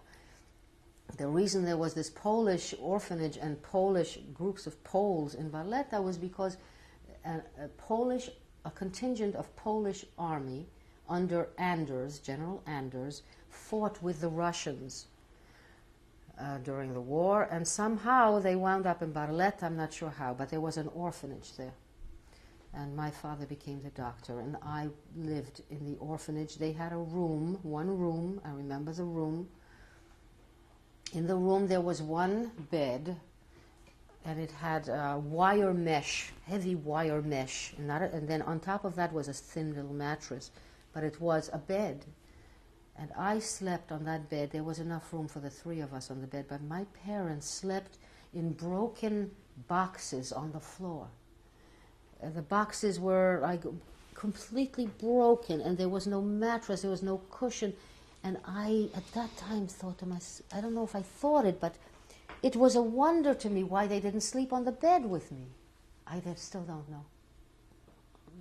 My father was a doctor there, and the orphanage was run. They hoped that they could sort of revive there and come to themselves and start thinking about what to do with their lives. But as it turned out, in Barletta. The orphanage was run by an anti-Semitic director who tried to incriminate my father, saying that he had been having some improper relationships with the girls. Fortunately, his nurse stood by him and nothing happened, but I was also ostracized. I wasn't allowed to eat with the other children in the same room, and the children weren't allowed to play with me, and it was, again, the old, anti-Semitic ostracism in Barletta. I remember the orphanage very well. It was one of these huge stone buildings that looked like a cathedral with arches, and it looked like gargoyles. It was a very huge and strange building to me, and it was run by nuns. And after that, at that time also, my mother and father had to go back to Rome. They wanted to leave Barletta. They went back, and they left me with one of these soldiers, and his name was Czarnocha. And they left me, it seemed to me, in a tent on a beach for 3 days with a soldier who was one of his brigade soldiers, who was very nice to me, but I was in a panic. Again, I was left. And of course, even when I came to America, and we had these other friends of my father, Stefa and Tadek Mayrans, who also came here and lived in Brooklyn. If they left me there for a weekend, which they sometimes had to, I would have to be held by the family, because I would scream and try to grab the doors, try to grab them, try to keep them from leaving me. It was such irrational terror. So that's the abandonment. So you were left with the soldier? And they came back after 3 days, and it seemed then my father, we all went back to Rome. My father was then examining survivors to go on these ships, these illegal ships to Palestine. They were illegal because the British didn't want Jews to go to Palestine. And he was examining people, and some people could not take the journey. Some people were sick, but no matter what, they all wanted to go. The people with the heart conditions, the people who were half dead, they all went on these ships. Who was your father working for at the time? The Joint. I believe we worked for the Joint Distribution Committee. At that time, somehow, we were contacted by my mother's grand aunt, Clara Eckerling, in Chicago. It could have been that the telegram that was sent to Bucharest finally came to Rome, but in some way we were found. And she vouched for my father. She vouched that he was a rabbi. So she got him in as a rabbi, but he was then able to come to the United States. And we came in May of 1947. How old were you? 9. From Naples, on the battleship Saturnia. Was the last voyage of the battleship. It was after that it was scrapped to New York Harbor. But before we came in Napoli, we went to Naples. The few days, or I don't know how long I was in Naples, I saw also unbelievable sights. I saw, terrible disorder and poverty everywhere after the war. And I saw a beggar with 2 shopping bags of silver coins. As he walked, the coins fell out, and he had to put them back in. As he walking through an alley. To me, this was like a crazy vision, but it was so. I saw it. I also saw these children drawing on the sidewalks the most unbelievable art for pennies. On the sidewalks, on the corners, these little urchins, maybe my age, 6, 7, were Michelangelos. They were just making phenomenal things for pennies. We lived with a woman. She was a seamstress in Napoli for that time, and Naples was just an unbelievable sight. All people in the street, beggars, and it was a strange place. When did you get to the United States? I think it was May 1947. Okay. Where did you land? Where did the ship dock? I don't know. I don't remember exactly. I don't have a memory of it, but I have a memory then of living with my mother's other aunt, Zlata, on Utica Avenue in Brooklyn. And we lived in one room. My father paid her rent, $40 a month, and we were confined to that one room, and my father was studying for his state boards. And we lived with her for a year. We finally found a cheap apartment in Rockaway Beach, and then we moved to Rockaway Beach, and my father again was studying, and he passed his language exam, and his method of studying is he would go into a room and close the door. He would go in with a dictionary and a New York Times, and he would translate the Times. And all day he stayed in the room, and he did this every day until he did pass the language exam. Before, my mother had the foresight to save his medical diploma. She sewed it into her girdle. He had his medical diploma. And then he didn't have a state board yet, but he was able to work in a hospital for $25 a month, which was just enough for sandwiches for his, it was nothing. My mother had to go to a factory, and she did piecework. I remember we lived in Rockaway, and she was in a factory, and he was in the hospital. And eventually, he was able to pass the state boards. And he opened an office in the same building, and he bought the building, and he became immediately very successful. He was a very loved doctor. He was a very kind and very sympathetic doctor, and people loved him, and he began immediately to do well in Rockaway. To what extent were you and your family able to connect to the Jewish community and religion in Rockaway? Yes, there was a temple on Beach 67th Street. None of this exists anymore, by the way. Rockaway has been razed. It's just a bunch of rubble there. But at that point, there was a Jewish community, and there was a temple, and Rabbi Cohen was the rabbi of the temple, and we did go there, and on Sabbath and on Friday nights, we got to know some other religious people. Mr. Lieberman was one of my father's close friends at that time. He was a religious man with a religious family, and we also had friends in Far Rockaway. My father had some second cousins here, and the Kalishes. And the Kalishes were actually, the Wertheims were the cousins, and his wife, Nettie Wertheim's sister, Blanche Kalish, her family became very good friends of our family. He delivered her children, 2 of her children, and they lived in Far Rockaway. So there was a little Jewish community beginning, that my parents became involved in, and there were the Schlissels, who were friends of the Kalishes, who became friends then of my parents, and there was something. My father's office was successful, and life seemed to be coming together a little bit, but I was very disturbed. We'll continue on the next tape. Okay.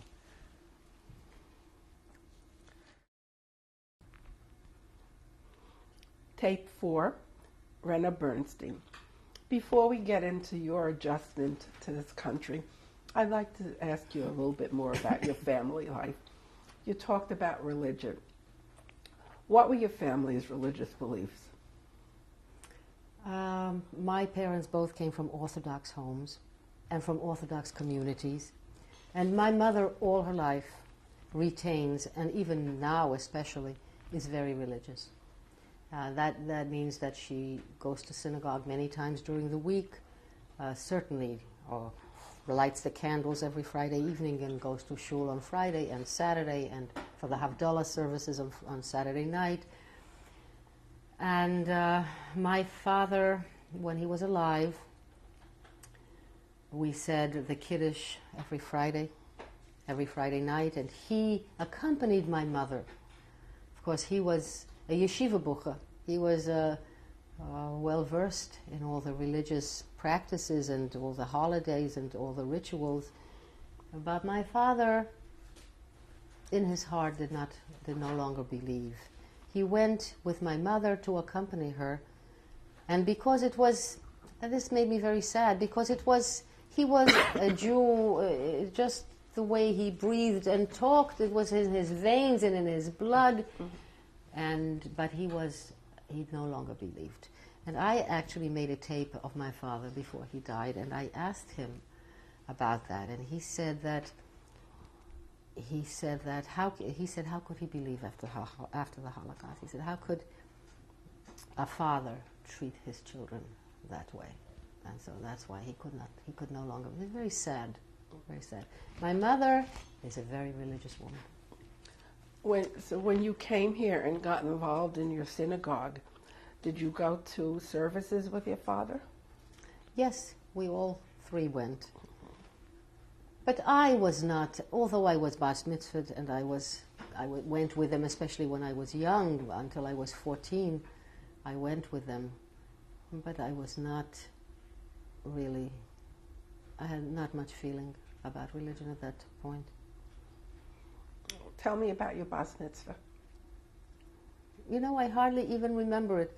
I remember much more the community center there, where I was in a production of South Pacific, and I was Nellie. And I remember that. I remember being Nellie and singing. That I remember, but my bas mitzvah did not make such an impression on me. I remember Rabbi Cohn. He was a very, very nice rabbi. And later on in my older years, I met him in New York, and he impressed me. Rabbi Cohn impressed me. He's a very, very nice man. Do you remember any Jewish holidays? Well, yes, I remember, because we always celebrated Passover. Either we had it in our home or in friends' homes, or in later years, even when I had my children, Blanche Kalish and her family, who were quite Orthodox, invited me and my children always for a Passover Seder. And I always was very proud that I was Jewish, proud of the Bible, the Old Testament, and I read it, and proud of all that we had contributed to civilization and all the wonderful ideas and great men that we had. But the ritual part of it, I could not do. And I think that's because during those formative years, I was nothing. I was not in a family. I was not, and you know what, till this very day, I never learned how to cook. And I think that also comes from the same place. You know, a little girl, when she's with her mother in the kitchen, that's where she learns, and it becomes part of her second nature. Well, I never had a mother who was in the kitchen, or a mother who made any dinner, and I never had a home, and I never had any upbringing in any religion. And so to me, all of that is missing from my life, and I have never been able to regain it. And sometimes I feel very sad about it. I wish I belonged more. I wish I belonged to a community, a Jewish community that I wish it all were part, but it isn't part of me. I'm like a wilde Katschke, you know what that is? Why don't you say what it is? It's a wild duck. It means a wild chicken or a wild duck. I don't belong anywhere. I don't feel I belong anywhere. I don't feel I belong now anywhere. I don't feel I'm an American. I'm not Polish.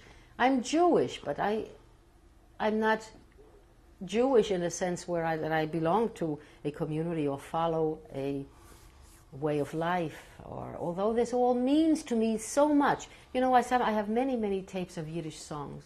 I love them, and I cry all the time listening to them, because I have a feeling for what Yiddish life, what Yiddishkeit was in Poland before the war. I know from knowing my parents what my father's life was, what their loves were, what was their world. I know it internally in my heart, but I don't belong to it. And when I went, I don't know if I should talk about this now, but when I went to Poland, we'll talk about that after. Yes, afterwards. yes. Yeah, Okay. I just want to stick with your early period when you came to this country. What was your family life like at that point when you came here? Our family life was very sad. You'd think finally, in my lifetime, it was the only time I ever had a home for more than a few months. So we made a home in Rockaway Beach, and we had a house. My father had an office downstairs. We lived upstairs. There was a kitchen, 2 bedrooms. and would think that that would be normal life, but it was not. It was an extremely sad place. I saw attempts that my father made to somehow get with it, get with life. He would watch wrestling. He liked wrestling, and he would laugh at Gorgeous George and all these characters in wrestling. But it was not fun. My parents were reliving the war. And they explained to me that during the war and after the war, they were just trying to survive, and they could not allow themselves to feel anything. So after they had finally gotten a home, that's when all the feelings came. And it was such a sad place. And I remember my brother, after he was born, and when I was older, and we would talk, and we would try to say, like, let's take them to the movies. Let's take them somewhere. We had this compulsive thing to, let's do something. Let's see a smile. Let's see some life. There wasn't any. It was so depressing. It was such a depression in my house. Did you ever talk to your parents about your forest experience? No, I never did. That's the thing. We never talked about anything. It was all conversation that was completely irrelevant and stupid. It was never about feelings. It was never about what are you going through. Never. What did I go through? No, we never talked to each other. How old were you when your brother was born? Oh, I was, I guess, 10 and a half or something. He was born in 49. Do you remember his birth? I remember that my mother was in the hospital, and I was staying with the Kalishes a little bit. My father was with me, and then my brother came home. I remember that. And I remember a lot of anxiety when he came home. I don't think my parents were really prepared to be parents. My parents were just thinly veiled anxiety, both of them. All the years that I knew them after the war, which is really almost all the time that I did know them, because those 3.5 or 4 years before I was given away, I don't remember much of, and it was wartime anyway, and life was not normal. My parents were just anxious about everything, anxiety about it. And I was a trial to them, because I was also a basket case, very anxious. I would whine and nag, and I know my mother couldn't bear it. And finally, as it turned out, they had a good excuse to, in a sense, get me out of the house again. I was talented in art, and after graduating public school, PS 42, I applied for entrance into the High School of Music and Art, and I was accepted. But it was much too far to travel from Rockaway. And Music and Art at that time was on Convent Avenue and 130-something street. It was like more than 2 hours. So of course I couldn't live at home. So I was then living on West End Avenue and 104th Street with people I had never seen before. They were some distant relations called the Einhabers, Trudy Einhaber. I lived in their house. I had a room in her house. The room didn't even have a door, had a curtain. She had 2 little babies and an old, demented grandmother who had gone through the Holocaust, who was out of her mind. She was a raving grandmother. And I lived there for 4 years. When I went to high school, I saw my parents. They came to visit me a couple of times a month. In a sense, I had a home for about 2 years or 2.5 years, and then I was out on my own again. I was 14. I was on my own again. I think my parents realized that it was the wrong thing to do, but we couldn't live I couldn't live at home. We couldn't live with each other anymore. Let me go back to your education, the beginning of your education. When you came here, did you have a Jewish education? Did you go to Jewish school? I don't remember. I said, yeah, I went to Hebrew school at the same synagogue, yeah. Yes, I went to Hebrew school. You said that you attended public school here. Yes, but afterwards, after public school in PS 142, elementary school, I went to Hebrew school. And I believe that Rabbi Lieberman, who became my father's very close friend, was a teacher in the Hebrew school. How was Hebrew school for you? Again, I don't remember very much about it. It did not impress me very much, I guess. What impressed me during those years when I was living in Rockaway with my parents and going to PS 42 to 5th grade and to 6th grade was my glass wall that was around me. What impressed me was that I could not contact anyone, there were girls who liked me, Jewish girls, nice girls. They liked me, they invited me over for sleepovers. I went, but I could not reach out of my glass wall. I really felt that I was surrounded by plexiglass, and there was no way to communicate with them. And of course, in a way that made sense, not only because I was disturbed, I was very isolated, disturbed, withdrawn into myself, and unable, but also because whatever experiences I had had, I couldn't share. Do you know, when I came to this country, I felt as if I had landed on Mars. Here I had been born right before the war, experienced the war, then experienced Europe after the war. It was all war. I came here. Nobody knew anything about that. Nobody heard of it. Nobody experienced anything. Nobody ever spoke about it. Why should they? They didn't know what it was. They didn't know. Did you try to tell anybody about it? No, but I think I wasn't able to come out. But had perhaps someone had some similar experience, they might have tried from the other side.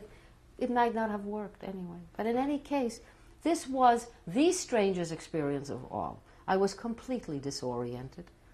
When did you start school? How old were you? Oh, I was 9.5. Went to 5th grade. And I didn't speak any English. And I sat in the back of the room in the last chair, and everybody forgot about me. But I learned English. In a year, I was already speaking. The language was not the problem. I learned that very quickly. As a matter of fact, I told my parents immediately, from now on, we no longer speak Polish. I wanted to forget Poland and that language and those people, and of course, I forgot my Polish, and now I'm sorry. You know, it was the language of my youth. But I even tried to relearn it a few years ago. I went to Hunter College and took a course in Polish, but I found that it was impossible, because now, learning the grammar all over again, the grammar is so. When you were in public school, did you receive any encouragement or support from any classmate or teacher? In terms of learning English? Just emotionally support, or... Don't remember having any close relationships with any teacher. The kids were, there were kids who went to that public school with me, whom I still remember very fondly. There was Connie Wecker, she lived a few blocks away, and Judy Hirsch, who lived across the street, and Norma Weisbart, and Connie Bayer, and they were wonderful, warm, lovely girls. But even though they liked me, they thought I was smart, they invited me. We would live near the boardwalk. We'd go to the boardwalk. We'd listen to all the music of that time, which I still remember the songs and everything. I was completely isolated and withdrawn and unable to relate to them. I just went, but, you know, I was very disturbed. When did your talent for art emerge? All along I was drawing. Even in the forest, when Yuju went to once in a while to see my parents, when he knocked there on that cellar, he used to sometimes bring a drawing that I made from the forest and send it down there to that hole. What did you draw in the forest? A cat. I made one drawing of a cat or a tree. Once in a while with this paper and pencil. I don't even remember whether I ever had pencil and paper, but I must have had something. So then, you know, then I went to music and art. And then after that, I went to... How was that experience for you? In music and art, I floated through it. I only knew one person there. What was her name? Can't remember her name now, but she was also quite disturbed. She was my only friend. I remember I was living with this woman and her family and on West End Avenue, and there was a guy who was interested in me. His name was Winston, Norman Winston, And he was a very nice guy, but of course I couldn't relate to boys. He sort of gave up because I was just... And there was no one close to me. I could not be close to anyone. Tell me more about your education. What schools did you attend? After music and art, I went to Cooper Union. That's you have to present a portfolio again, and I was accepted. And what type of art did you do? At that point, it was everything. Some abstract, some figurative. It was painting and drawing. What were your aspirations with art? Well, I had some ideas that I was going to be a great artist of the century. Actually, when we lived in Rockaway, I went Saturday mornings to Far Rockaway to the studio of Pinky and Toto. And they were artists, and they had Saturday morning classes for the kids in Far Rockaway, in Rockaway. So every Saturday morning I painted, and my mother has many, many of them, and so do I. Actually, they're up there. Those are from that period. They're made when I was 12 and 11. And I can bring them down, but maybe later. And after that? After that, I went to Cooper Union, and I lived. I didn't finish Cooper Union because I was, again, very unstable, very unhappy. But I lived alone. I never went back home after leaving at 14. I only went home maybe for a few weeks in the summertime or for a weekend during the year. But I lived in some apartment.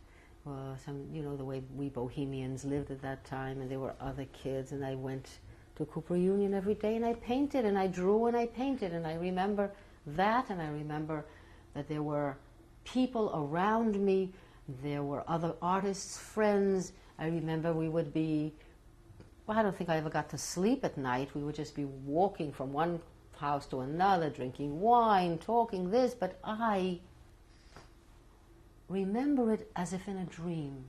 How did you support yourself? I suppose I got money from my father, because I didn't work at that time. Then at 19, I don't know how I met Ray. His name was Rechavam Adiel. Well, before we get into that area, I'd like to finish up the education and your profession. Okay. Can you talk about that? Sure. So I left Cooper Union before I got my diploma. And then came a couple of marriages and 2 children. And then I decided, or I needed, to go back to school to get an undergraduate degree so I could teach or do something. So when they were about 4 and 6 or 5 and 7, I went back to Fordham at Lincoln Center, and I took I think it was the LEAP program. It was a special program where you got a lot of life experience, and they gave me credit for the Cooper Union work. And altogether, I wound up with, in about a year, I wound up with a degree in art education. And then I went to Teachers College, Columbia, and got a master's in learning disabilities. That was in 72, summer of 72. And then I taught for a year in a private school for learning disabilities that was on West 74th Street. And after that, I began to work for the Board of Education. I got a license in health conservation, which is special education.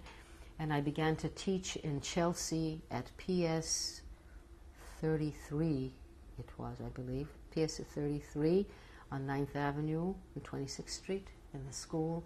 And I was a teacher of special education in a self-contained class.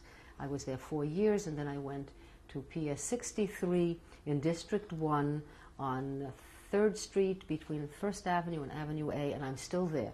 And this is my 24th year, and for 20 years I have a resource room. That's remedial reading and math. How do you like your work? Oh, some days I like it. It's difficult. I'm working with kids who also have a lot of problems. But sometimes I enjoy it. Sometimes there's a sense of accomplishment. But had I been healthier, had I had more direction and more control over my life, I would have done something with art. I would have perhaps gone into commercial art, illustration, maybe I would have really achieved the fine arts status and really painted seriously, and maybe, who knows, but I certainly would not have become a teacher. I became a teacher because I had 2 children and I had to support them, and I didn't have a good marriage, and all of the problems of my life, conspired so that I did not have a profession in the field that I really was trained for and wanted. Tell me about the marriages. Well, my first marriage was to Rehavam Adiel, who was a wonderful guy. I was 19 and I had a big wedding. My mother loved him. He was an Israeli, and he himself had a great deal of pain because during the War of Independence, he led a platoon of soldiers from his hometown, which was Zichron Yaakov, and they all died. And he lost them, and he had tremendous sadness and guilt and trauma about that. And he was a very lovely man, and he loved me very much, but I was incapable of having a marriage and a relationship. And I decided with this other woman, Ruth Bauman, that we were going to go to Italy and paint. I left him. I said, I'm going for a few months. And I wanted to experience the world. And I remember the voyage across the Atlantic on a ship. And I remember wanting to experience life, to go to see another country, to have experiences, but I couldn't. I don't know if you've ever read the book Oblomov by Goncharov. It's a Russian novel about a man also whose whole life exists around his bedroom slippers and his cat, and he's unable to look out of, and that's how I was. I was unable to see outside of myself. My vision actually was a little occluded by all these emotional traumas. So I was so encapsulated that I didn't see any of Europe. I didn't experience anything. I was there 6 months.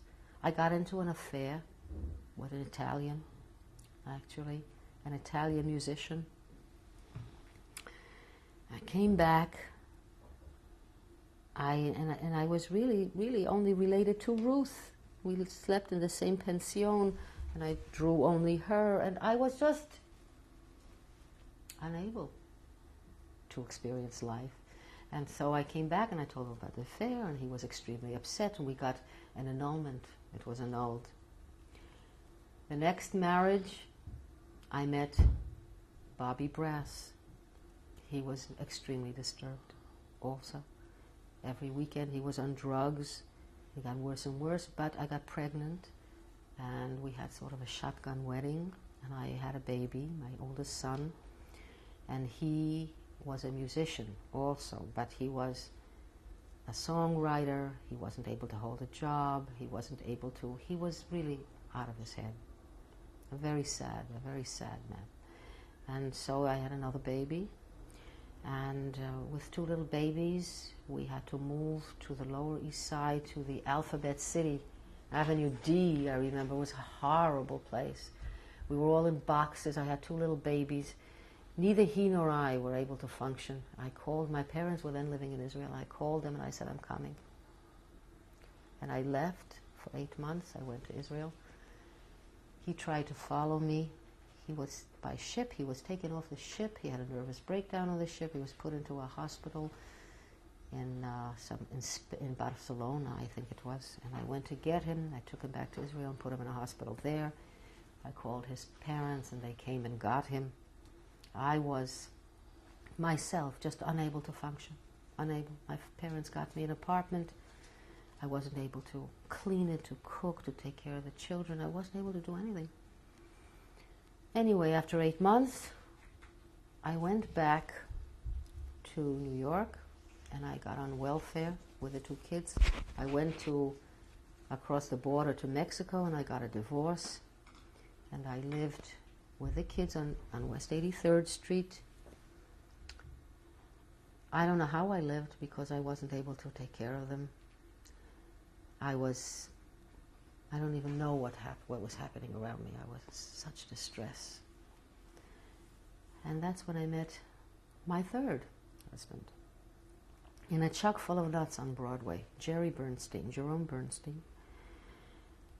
We had met actually 2 years before that while I was still married over one evening, but I was married. And then we met again in A Chuck Full of Nuts.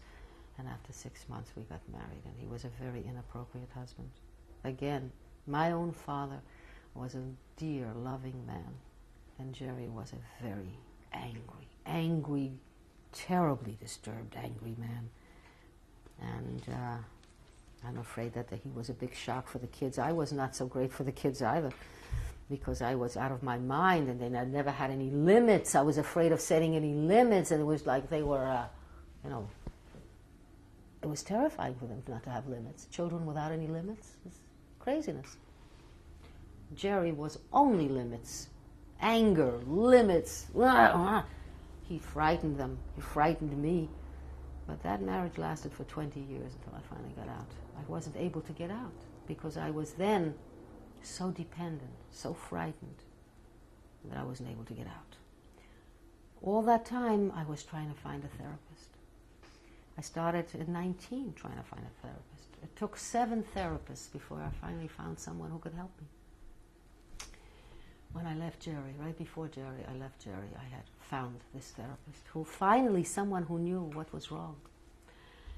And I met Vlad, the man I'm married to now. He was not in such great shape either, but somehow he was not an angry man. He was... What's his full name? Vladimir Morozov. He's Russian. And I don't think it's a coincidence, although, of course, the minute I saw his face, I knew that there was something for me. Where did you meet? In the subway. It was very funny. It was one Sunday afternoon, and there were a few people on the train, and he asked me to translate a word. He was reading a book. Then he asked me to translate another word, and I finally said, "Where are you from?" He said, "Russia." And I was in a very strange mood. I never would have talked to people in the subway before. But my aunt, my mother, my parents were under the Russians for a while. And my aunt used to sing a wonderful song that I adored, and I never knew the words, and she didn't know all the words. So I asked him, I said, "Do you happen to know Na pozicji devushka?" And he said, "Sure," and he sang it for me in the train. We'll continue on the next tape. All right. Problems I've had in my life, personally. Well, I'm going to... Well, but I'm talking about it all along. Yeah. Tape 5, Rena Bernstein. You were talking about Vladimir. Vladimir. Yeah. Vladimir, it seems that maybe it's inevitable that all the men that have been close to me have been people with a lot of problems. And he had an unhappy family life, and he was very tense.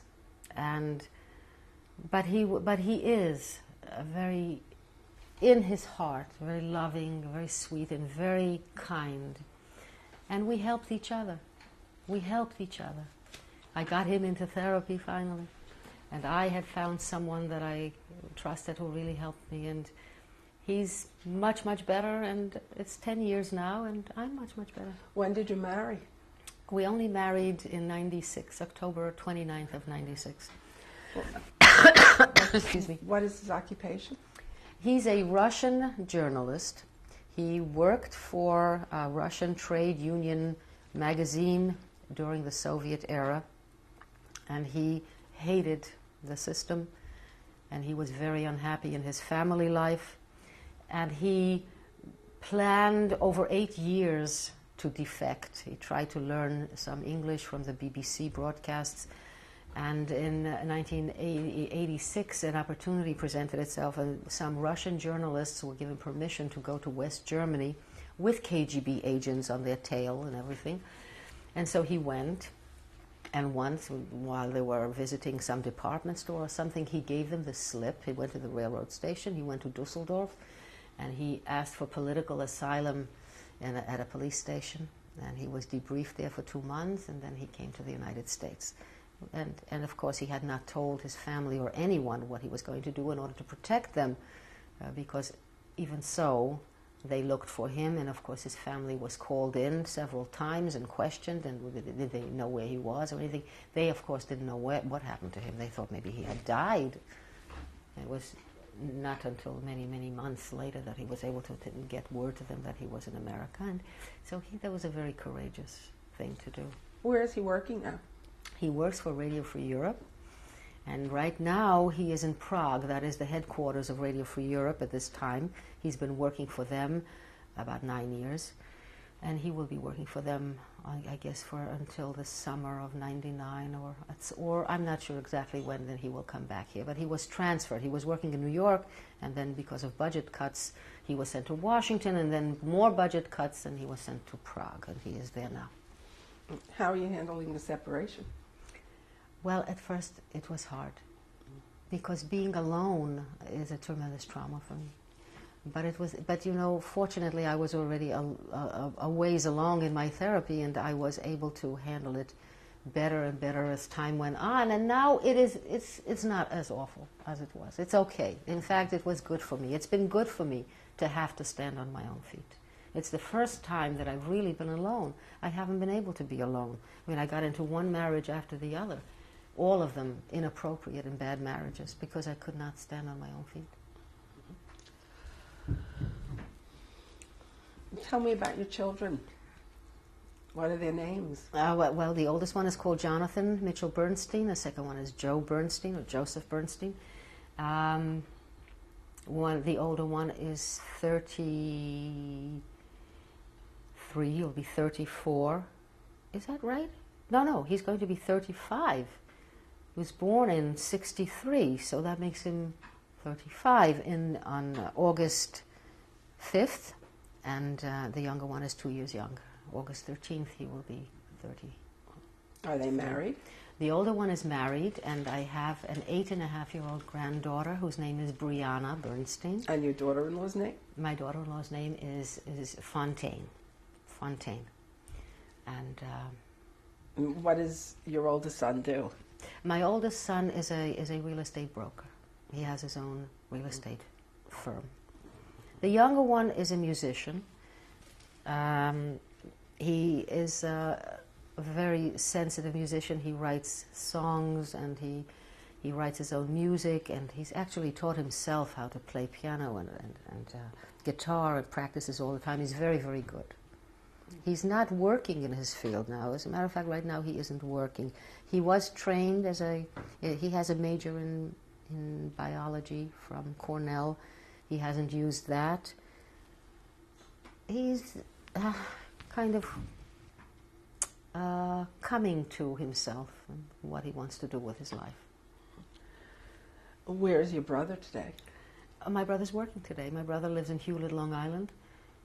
He has a girlfriend, but they're not. He's moving. He's going to be moving to Arizona. He's had his problems too, because he was young when my parents were going through those feelings about the war and the readjustment in this country, and I think they were unable to really handle him, and he was a lot to handle. He was hyperactive, and he had some problems. And he's a very sweet guy, and he also has had a lot of tough life, very tough life. Where's your mom? My mom lives in Rockville, Maryland, in a senior citizens community with her younger sister, Helena Monister, and she lives there too. And my mother has another sister here in Far Rockaway. How old is your mother? My mother is 88. How did she get to Rockville, Maryland? Well, my parents lived in Rockaway Beach until 1963, and they emigrated to Israel, into Haifa, and they had a home number 4 Sukkot Street in Haifa on the Carmel. They had a very lovely apartment there, a lovely home there. And my father worked for the socialized medical system there, the Kubat Cholim, and they lived there for 29 years, almost 30 years. They loved living in Israel. This was their dream all their lives, to emigrate to Israel. And so they finally did it, and they loved it there. And when they were in their older years, they wanted to be closer to their children. They came back in '91. They came back. My aunt was living there So they decided to live there. It happens to be a very lovely place. It's the Jewish Community Center of Greater Washington, and it has several homes for people to live in. It's not a nursing home, but it's a senior citizens facility, and it's very nicely run. It has beautiful grounds, has gardens. So that's, I think she's quite happy there. My parents both, I think they were quite happy there. Unfortunately, my father was a doctor in the Kabat Cholim, and when he was 70, he had just retired, and he had an ambition to go back to college and to study. You know, he was a very literate man. Unfortunately, he was in an accident with his car, and he lost his eyesight completely. He was blind for the last 20 years of his life. So his plans of going back to school, and it was quite a trauma, quite a trauma. A motorcyclist came quickly down the road, and my father was then he had just come from the States, he was visiting me, and he wanted to go get his car, which was parked near some kibbutz, and he took a truck from the kibbutz. My mother was sitting in the cab with a driver, and he was in the back of this sort of pickup truck, and this motorcyclist came by. The guy put on the brakes. My father fell forward on the edge of the pickup truck right here, smashed the bridge of his nose, and lost his eyesight totally. He had one eye in which he was able to see light for a little while, but then the retina became separated by the blood, and it was a tremendous trauma. He was 70 at that time. And it was you said that your father passed away. He passed away in 95, October 21st of 95. Is there anything else that you'd like to tell us about yourself or your family?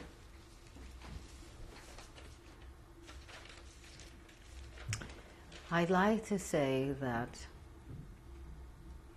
I'm a survivor, and I'm a child of survivors, and those aunts and uncles that survived were survivors, and that my whole early life was steeped in the war.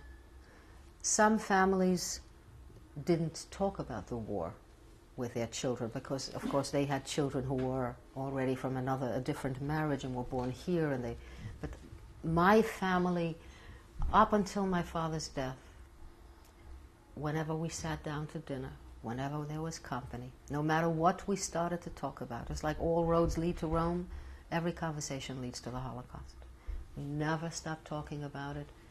It's imbued in my blood, you know, the whole story, and also all the trauma, their trauma, my brother's trauma as a result of their being not in such great shape. My children, I think, have also have had results from my being the way I was and marrying the man I did. So the tentacles of this war have infected and are until the present. And I think that most of my efforts in my life have been to climb out of this, to climb out. At first, my mother wrote a manuscript in 1959 about their experiences, their survival, which is a phenomenal manuscript. I didn't want to read it until, I would say, 7 or 8 years ago. I didn't read it. My children, I think, finally have read it. I'm not sure even. My brother still doesn't want to read it. I didn't want to deal with it.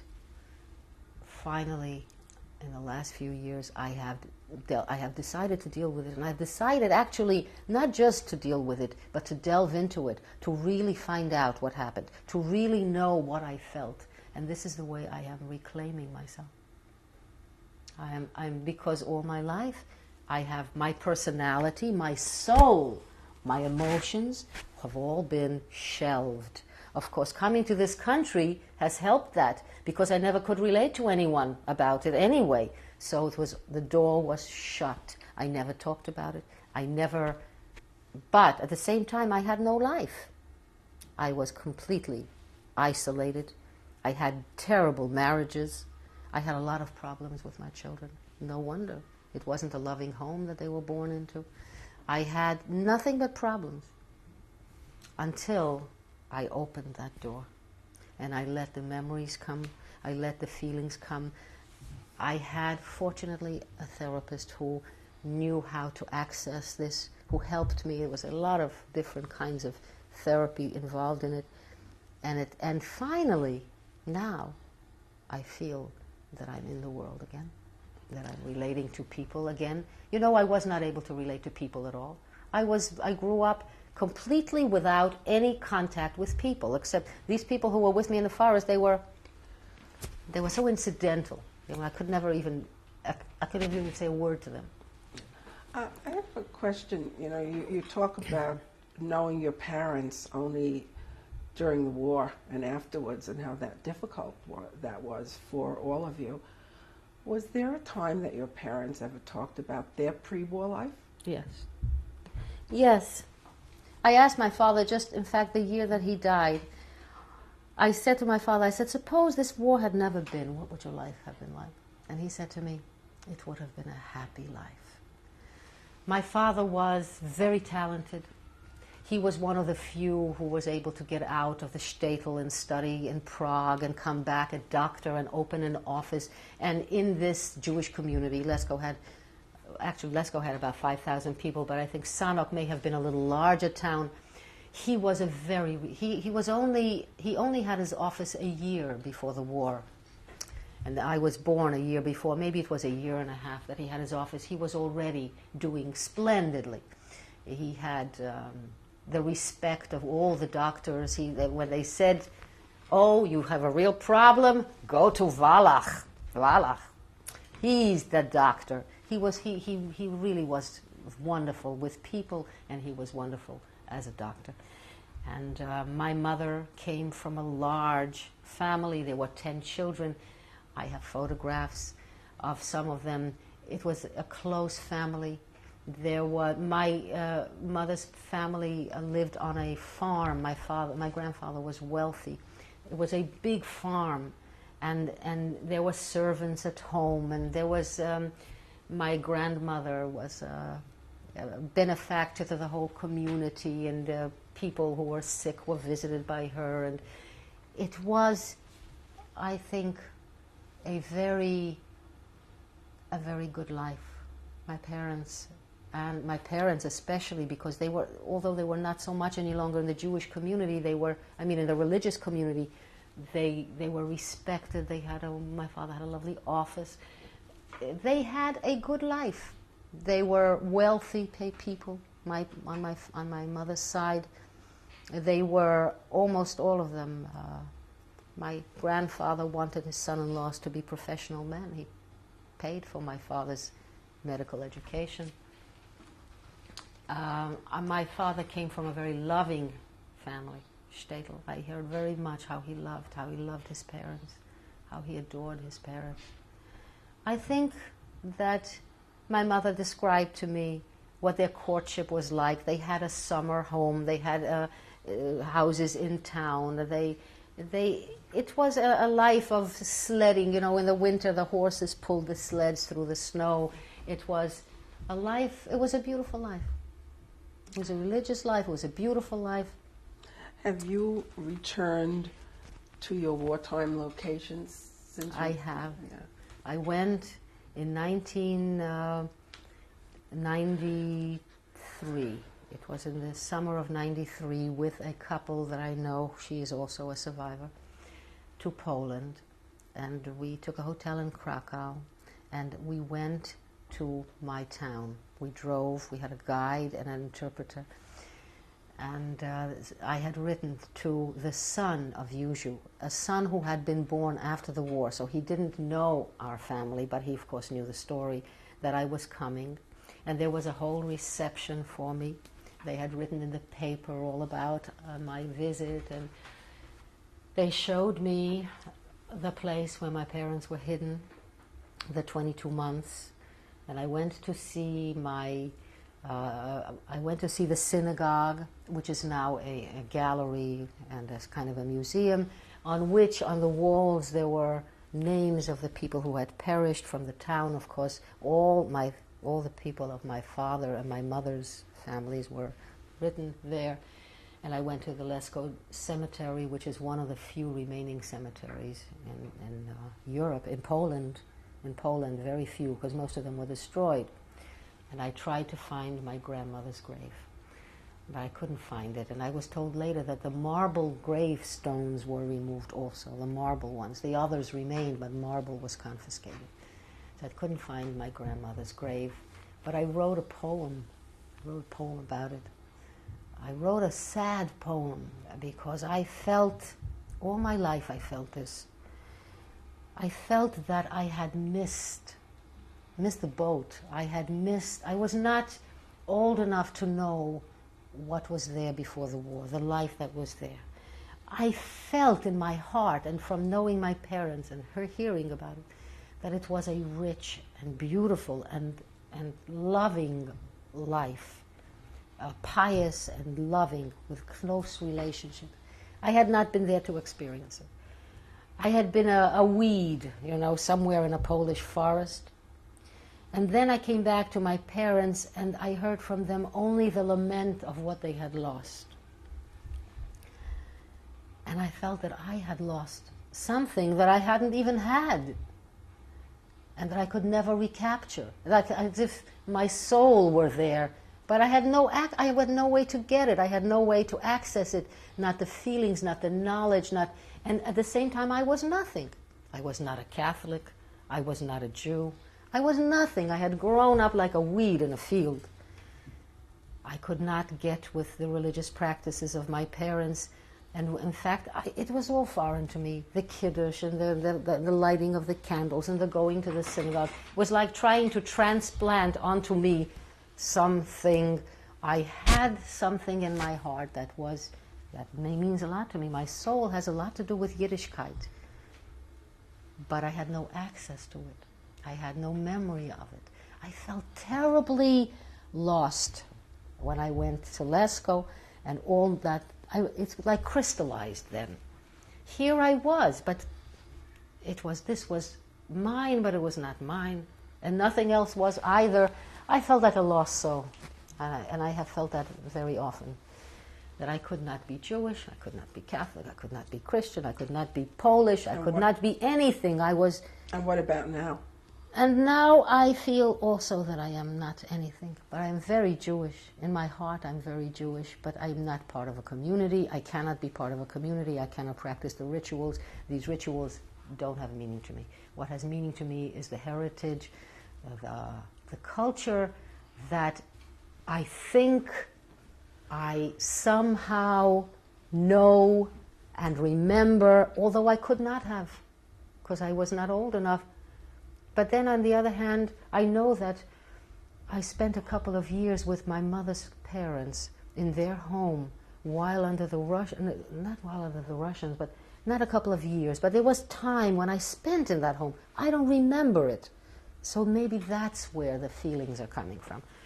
Have you had any contacts when you went back with the people that hid you, or with Yuzho? No, Yuzho was dead. Yuzho died of cancer in '86, and it's one of the sadnesses of my life now that I wasn't well enough emotionally to have gotten on a plane and seen him before he died and thanked him. He saved my life, he saved my parents, my uncles, my aunt, 6 people single-handedly. He didn't even tell his wife what he had under that floor in his workshop. He never told anyone. What was Yuzho's full name? Joseph Zvonarz. What are your thoughts about God? I believe in God. I believe that there is some purpose for human life and for who we are. I don't believe that his ways are knowable or decipherable or discernible to us. I believe in him because I think that it's an instinctive thing, but also to imagine that this world is going on without something, and we are left at the mercies of our own feelings and our neighbors, is too horrific. That's why. We'll continue. Okay. This is a photograph of my father, his two sisters, and a cousin. My father, Natan Wallach, and that is Hanya with the curls next to him on the left. The cousin is underneath her, and his sister Sala is beneath him. This picture was taken in Sanok, I believe, Sanok, where he grew up before the war. Where did you get the picture? These pictures have come to me through my mother or through another of my aunts, but probably from the aunt, from my mother's sister who came here before the war. She's the only one who could have had these photographs. This is my father, Natan Wallach, in his office in Sanok before the war. He had an office, and this is his office. He was a very prominent, promising young doctor. This is my great-grandfather, Leibisch, my mother's grandfather, in Lesko, before the war, way before the war, probably at the turn of the century. What was his last name? My mother's name was Manaster. He must have been a Manaster, I guess. Manaster. Leibisch was his first name. This is my grandfather on my mother's side, Joseph Manaster, taken before the war, probably in Orelec, his farm, his great big farm outside of Lesko. And this is my grandmother, my mother's mother, Rochel Manaster, Joseph Manaster's wife, in Orelec, near Lesko. She died in 1936. This is a photograph taken on the steps of my grandfather's farm in Orelec, the steps of the home. On the very top, on the left, is my Aunt Hanka. She was the youngest of 10 children. And beneath her, or next to her, is Uncle Pinek. And to the right of Uncle Pinek is my mother. You see her head sticking up there. Then you have my Aunt Bronca and my Aunt Clarice, and their husbands and wives are there, and children. Yes. Could you give their last names when you're giving the name, if you know them? Of course. Well, they are all Manasters now. These are before some of them are married, but I don't really know which ones. But most of them are not married. My mother was not married at that time, so she's Yafa Manaster, and that's Hanka Manaster, Pinek Manaster. Let me see, Bronca Manaster.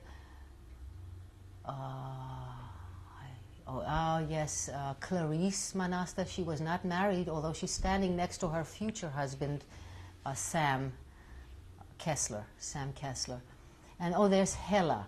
Hela standing next to grandfather on his left with a white collar. And that's my Aunt Helena, who is now living in my mother's home in Rockville, Maryland. Helena Manaster. The children, I'm not sure whose children they are. They are my cousins, but I don't know which ones.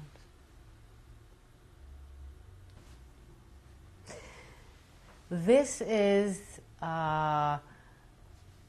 April, Kwiecień is April 1938, when I was born. I must be here a couple of weeks old, being held by my mother and father. Where was this? And I was born in Krakow, but this is in Sanok. My father's office and their home was in Sanok. And this is a picture of me in Sanok in 1938, probably toward the end of the year. I'm, I guess, a little less than a year old. And you see how we really had a lovely life. You can see how elegant and well-dressed I am. This is Joseph Zvonarz, whom we called Juju. That was his nickname. He is the man who saved 6 people, including me, my mother and father, her 2 brothers, and my aunt. He single-handedly saved us all throughout the war. He was an angel. When was this taken? This was taken around the time of the war. This is a picture of me on the left and Stasha. Stasha is the little girl in the forest, Magda's daughter.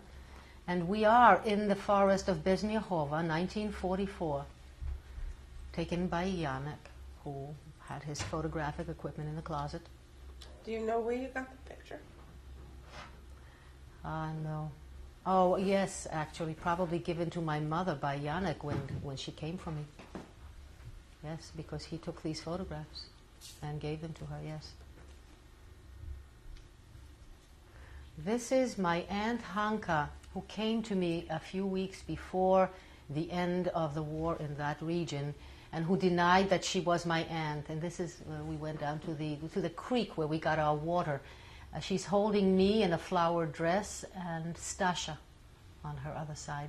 When you say when she came to you, you mean where? When she came to me to the forest of Bezmiechova, to have Janek hide her because the place where she had been staying was dangerous for her to stay there any longer. And this is in 1944, Bezmiechova, 1944.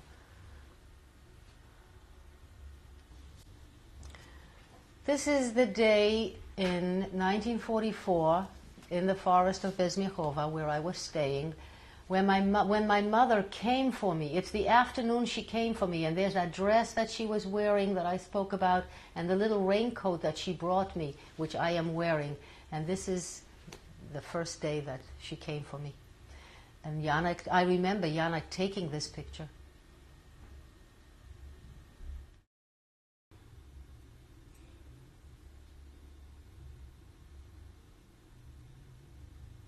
Tape 6, Rena Bernstein.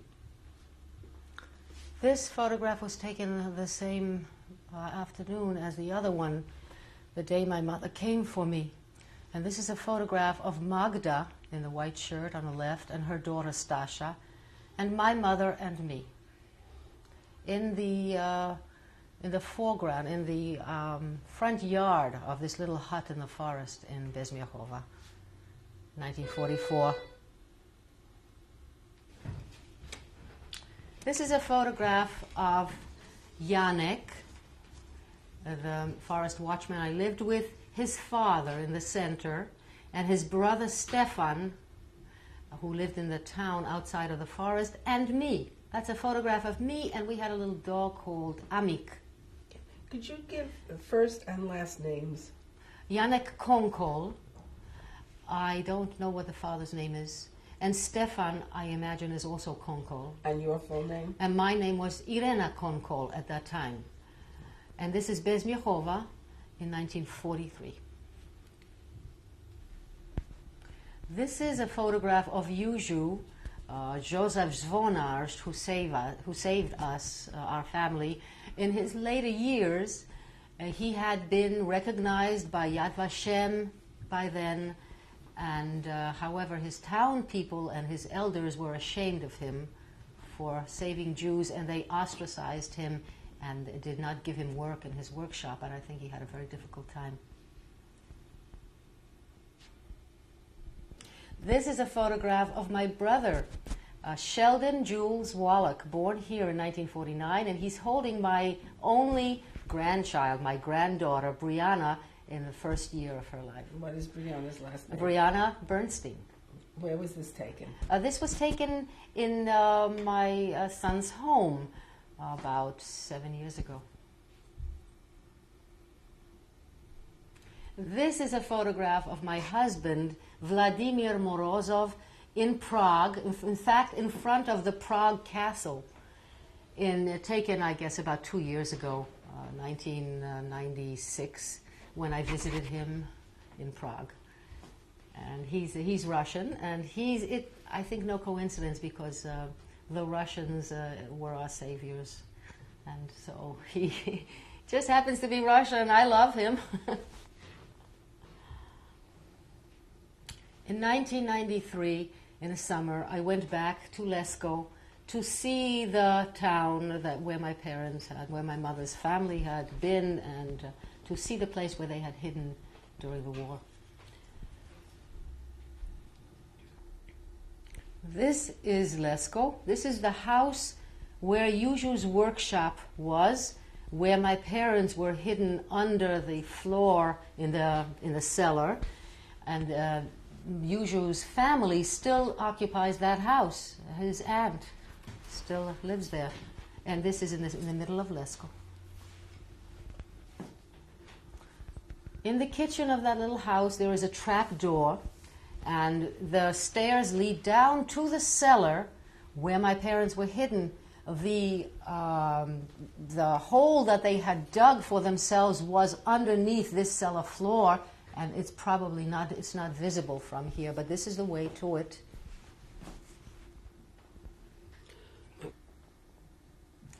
This is the road to Bezmiechova, the forest of Bezmiechova. It's a little village on the outskirts of the forest. And this is where the forest of Bezmiechova will begin very shortly.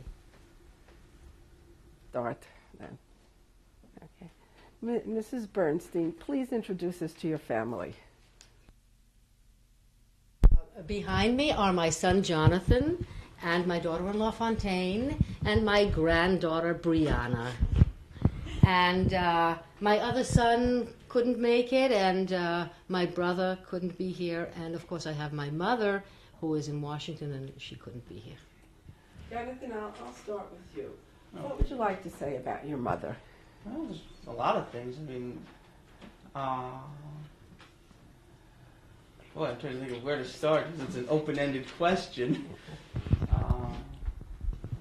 I think her childhood experiences probably certainly shaped her as a mother, in terms of emotional ability, or availability, not ability. I also think that some of the, I'm sure that some things were transmitted to me, whether or not it was intentional, because of her experiences as a survivor. Probably some of my reactions to the world are either in opposition, rebelling against her view of the world, or in alignment with it, but I think it clouds things to a degree. Probably less so now than when I was younger. And I'm sure there's also strengths too that have been drawn. My mother certainly has got. She's basically a friendly bulldozer, is how I would describe it. And part of that maybe is that determination to survive. You just forge forward. So that's a positive thing that I've taken, and that I think I have to a large degree. How much of your mother's wartime and post-war experiences do you know? I know, actually I would say I know a lot of the wartime. Post-war I know, post-war I know a lot, I don't know all, I'm sure. The period of time that I know the least about is the years in Italy after the war. I have a very clear picture of from birth through the Shoah to her being picked up by her parents at the end of the war. I have a pretty clear picture of the years here in the U.S. and then and then from the time I'm born forward, that 2 or 3 year gap between the end of the war and her coming to the U.S. with my grandparents, I've never heard too much about. I mean, I know that Mom speaks a little bit of Italian, understands some Italian, but I don't really know anything about her experiences in Italy. And Fontaine, what would you like to say about your mother-in-law? Well, I feel very fortunate to have Rina as a mother-in-law. I think she's a very compassionate, feeling person, and this suits me fine. I feel we have an unusually sympathetic relationship, and she's been a source of comfort and inspiration to me. I feel very grateful for that. maybe somebody who hadn't had her experiences wouldn't be so simpatico or so compassionate, empathic, so kind, generous. On the other hand, that may just be who she is, and that's just her spirit. I think that's also possible. But I have the advantage of knowing her later in life, in her life, and she's not my mother, so I don't know of the difficulties inherent in having her as a mother. But I can say that I know she has worked a lot on herself internally to become the person that she is, and it's been a blessing to me to know that person, a real gift. Thank you. And to know that that person is the grandmother of my daughter is also an enormous gift to me. And this is an enormous gift. Mm-hmm. Yeah. Brianna, and you, what would you like to say about your grandma?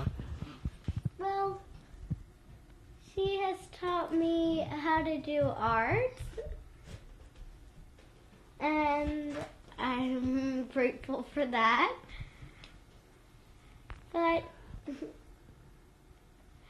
I also am happy for her because she has introduced me to plays. She was the first person to introduce me to a real life play. She took me to the Nutcracker, and she inspired me to take acting classes. And that's all. Well, Also, I'm a gorgeous person, aren't I? yes, you are. Yeah, And that's hereditary. Brianna, I'm going to ask you to look at that picture behind you. And what do you see there? I see a child walking through a forest at around twilight. And there's flowers. And she seems to be by herself without anybody. Mm-hmm. And now, who painted that picture? My grandmother. Do you know what that picture means? Has your grandmother told you what that picture's about? Well, I'm not sure, but from hearing what's been going on tonight, I think it may be the forest where there were in a place that starts with a B. I can't remember, but I think it's the forest that she stayed in Yeah. with some other people. Yeah. Do you know anything about her story when she was a child? Yeah, she, her mother lived under floorboards, I know, during World War II. And I don't know a lot about her story, though. Well, maybe someday she'll tell you. Tell her. And also, Mrs. Bernstein, you're holding something on your arm, a white... Ah, yes, I forgot. You know, my mother was very... she was sentimental. She gave me that word, she was. But she was also... She had a lot of foresight. So she tried to... She believes in remembering, and she believes in bringing mementos from different eras. As I told you before, she was wise enough to sew my father's medical diploma into her girdle, and that's why he was able to be a doctor after the war. As it is, he had a hard time, by the way, because he didn't have his high school diploma. He had to get the high school diploma before they would give him credit for having a doctor's diploma, which is absolutely ridiculous. But anyway, she saved somehow this coverlet from my crib, which she embroidered. She embroidered, and she wanted to save something from my early childhood. And she saved this coverlet, and it's still in perfect condition. Did she tell you how she did that? You know, no, I didn't ask her. I'd have to ask her how exactly she did it. But here it is. The coverlet from my crib in Sanok from 1938. What would you like to say to your children and grandchild?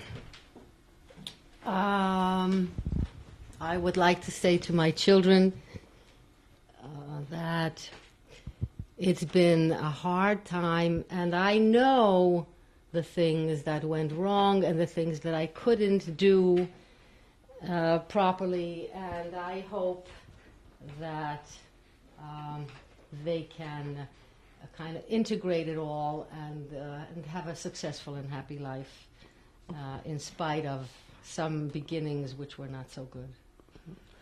What would you like to convey to And to my granddaughter, she's terrific. That's just what I want to tell her. I have a question. How come you wanted to integrate? Was there segregation or something? No, Well- means to put things together. I know that, but was there No, segregation? well, yes, It has different kinds of meetings. It has meetings, different meanings. Okay. That That's a confused good me. question, though. It is a good question. Yeah. A last question. What would you like to convey to future generations?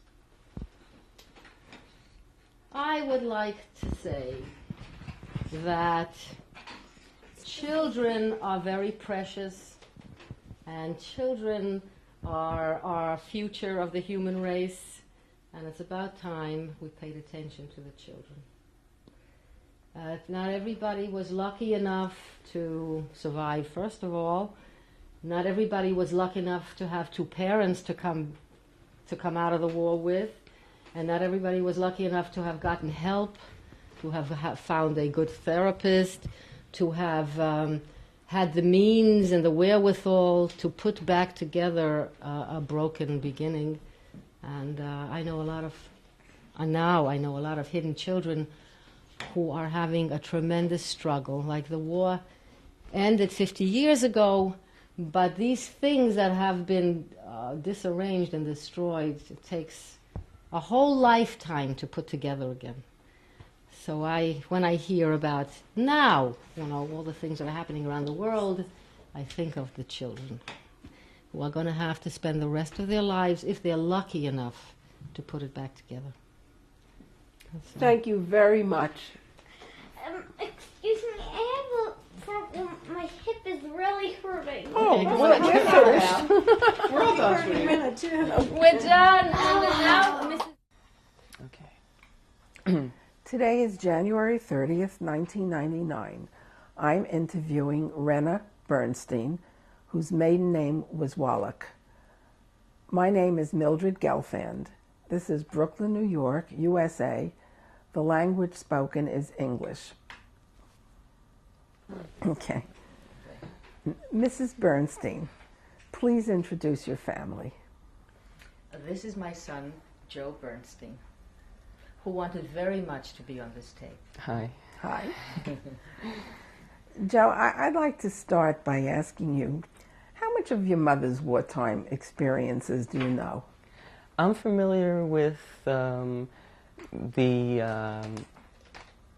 general experiences, the places generally where her and her family were, some of the towns in Poland, and the basic chronology of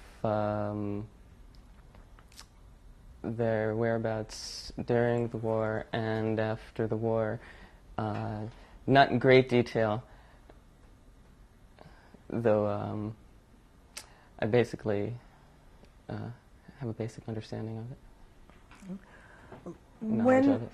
When did you first learn about your mother's experiences? How old were you? I think I knew about my mother's experiences when I was very young. Although they weren't spoken, she didn't really speak about them directly much. The wartime geography of family members was talked about often because sometimes visitors, family members relocating from other countries stayed with us a couple of times for weeks and even months, and we shared part of our lives with each other, and it was just natural to inquire about where they were from and how they were related in my mother's side of the family. and that naturally brought about talk about whereabouts after the war. So in that way, I knew about the war when I was very young.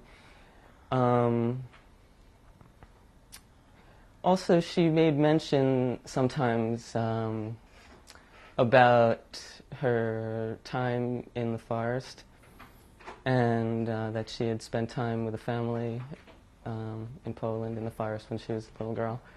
I knew about that when I was very young. I think pretty much as long as I can remember.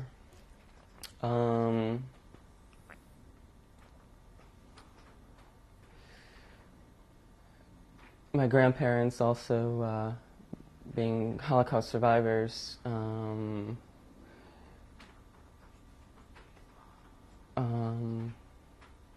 made it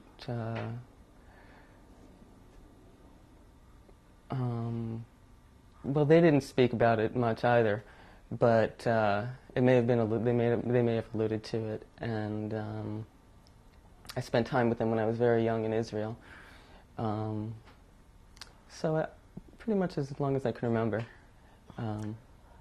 Do you remember your reactions to hearing some of this material? Yeah, I was fascinated with her that she had spent time in the forest like she had. That intrigued me, and I think it may have been apparent in the way she spoke about it that it was kind of a wonderful and horrible experience, but it was a deep experience. It was something that was important to her life. You said that it was horrifying and intriguing at the same time. Could you expound on that a bit? Well, the abandonment, being, not exactly abandonment, but being without one's parents at that age, of course that's naturally something which she described as traumatic, I think.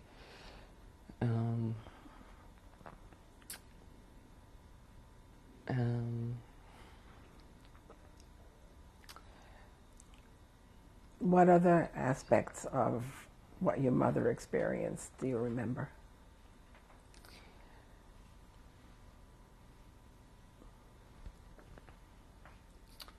Let's see,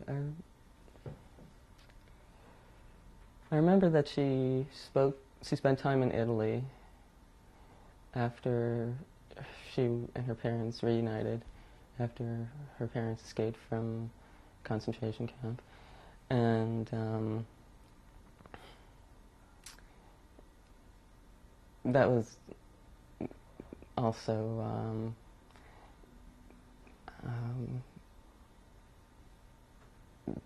brought about to me through like Italian songs that she sang. My mother loved to sing when I was little, and she would sing Italian songs. I remember that.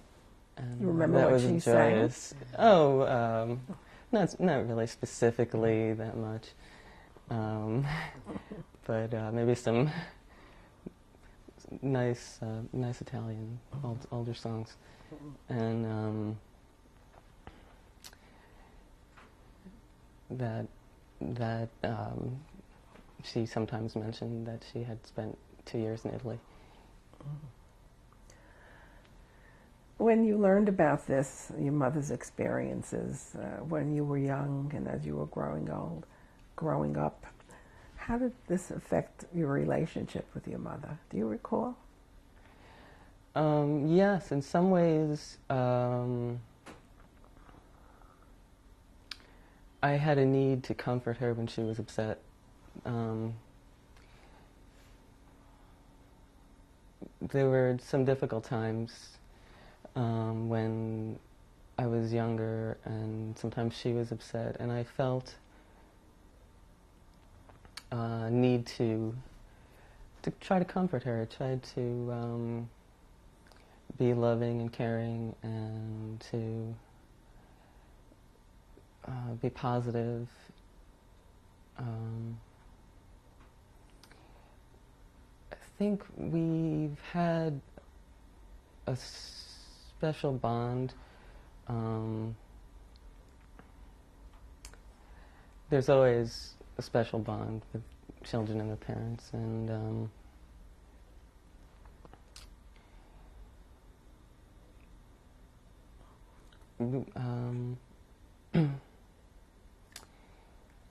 I wanted to comfort her. Do you remember any specific times that you did that?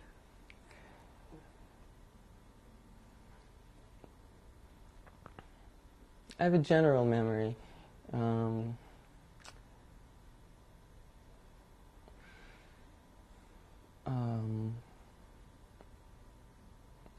I don't recall right now specific instances, but generally there were some times she spent alone, and I think there was some struggling, and I was affected by that, of course. Could you explain more about that? If that's all right with you, Mrs. Of course, you're just completely natural about it. Anything you want to say?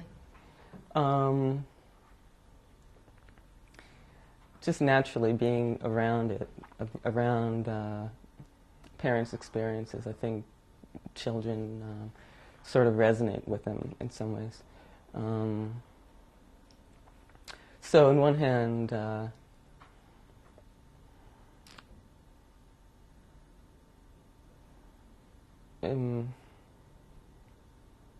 it was sometimes upsetting.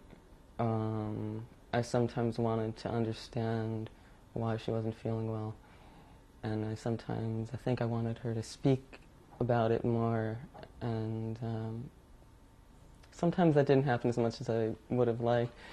When I was very young, my reaction to that also, I think, was also to become very positive, and I was really a happy baby.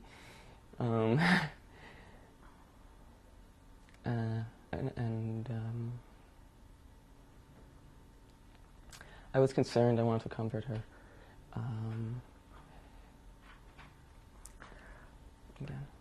Is there anything else that you'd like to say at this point? About how our relationship with each other was affected by the war.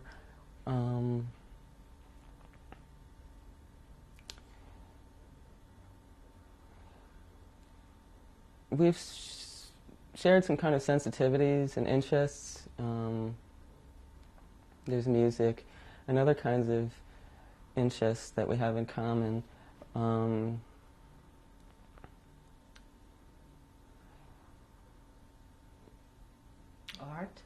Yes. And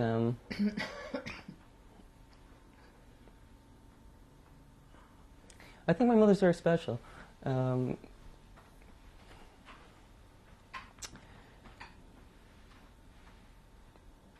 She's a very sensitive and loving person.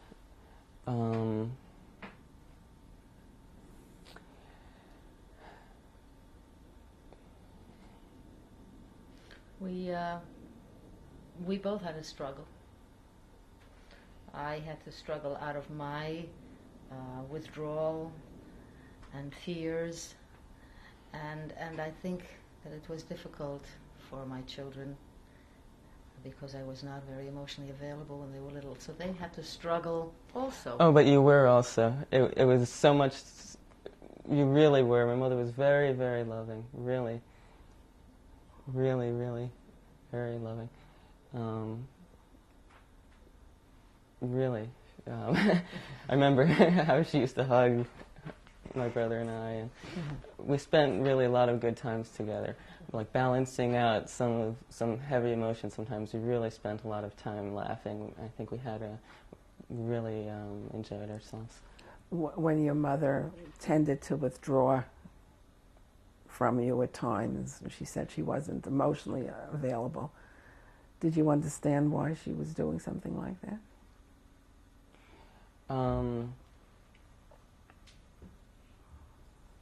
Yes, though not always specifically. What do you I think? think I understood, though. I knew that she had been a survivor of the war. I understood that she had been through difficult things.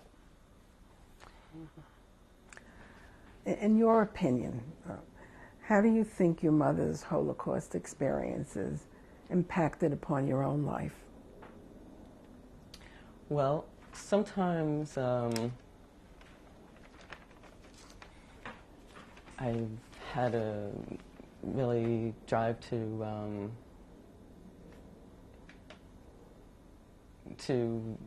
be positive, to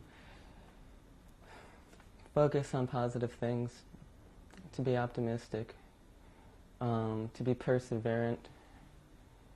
I think my mother's handed me determination. My family has had a lot of determination in surviving.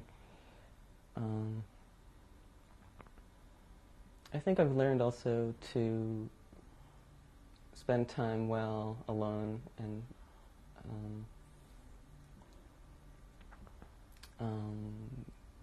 sometimes I pursued some of the activities I pursued were solitary kind of activities.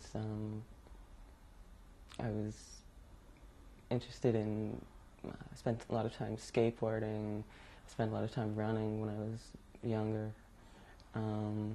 And sometimes those experiences were also social. I balanced out time with friends with time spent alone, and good time spent alone. I think I learned how to be alone and enjoy myself. And so, are you saying that your mother's experiences, which were harsh when she was a child, had an impact on you to be more positive? To be more positive and to be patient and understanding, perhaps. Sometimes it took patience in being with each other in difficult times, and I tried to be patient, and I tried to be understanding. Sometimes I've been kind of in awe of my mother, In what and how sense? she's wonderful, and also in how she's, in difficult things that she's gone through. What else would you like to say about yourself?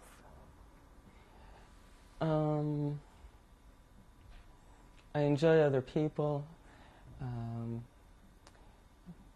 balancing out difficult times in my life, again, going back a little bit. There were really, I had a lot of close friends. That's always been important, balance.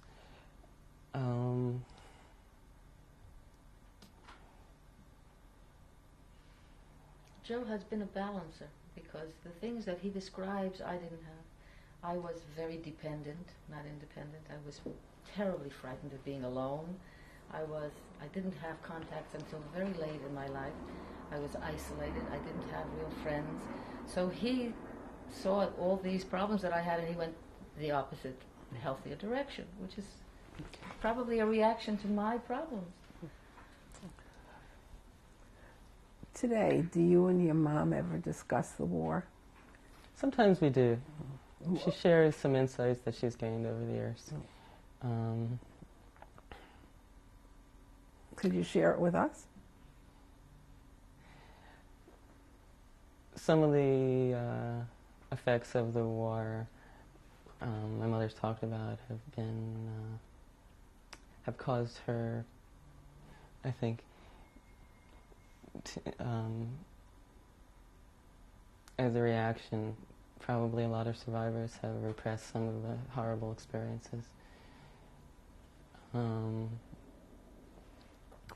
that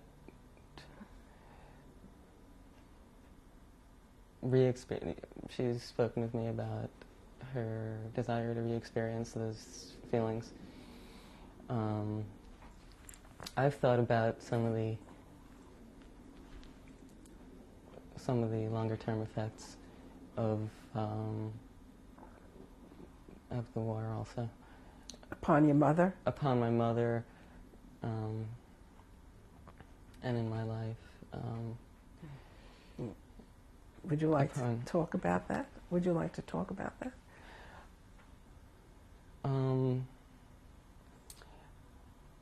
Well, I think there's a struggle to open up again after shutting down. What my grandparents went through was, very horrific in the war. That's your mother's parents? Yeah, they're very wonderful. My grandfather passed away a few years ago.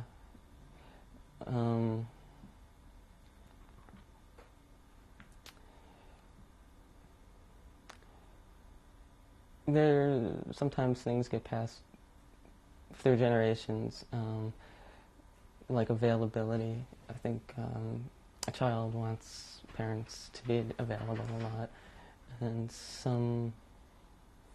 sometimes effects like that may go from generation to another generation, and on to even other generations. Can you be specific about that?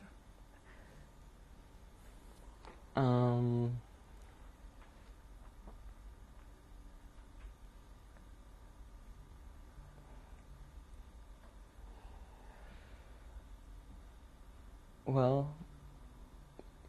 I think there are children have needs, needs for attention, needs for togetherness with parents, sharing, and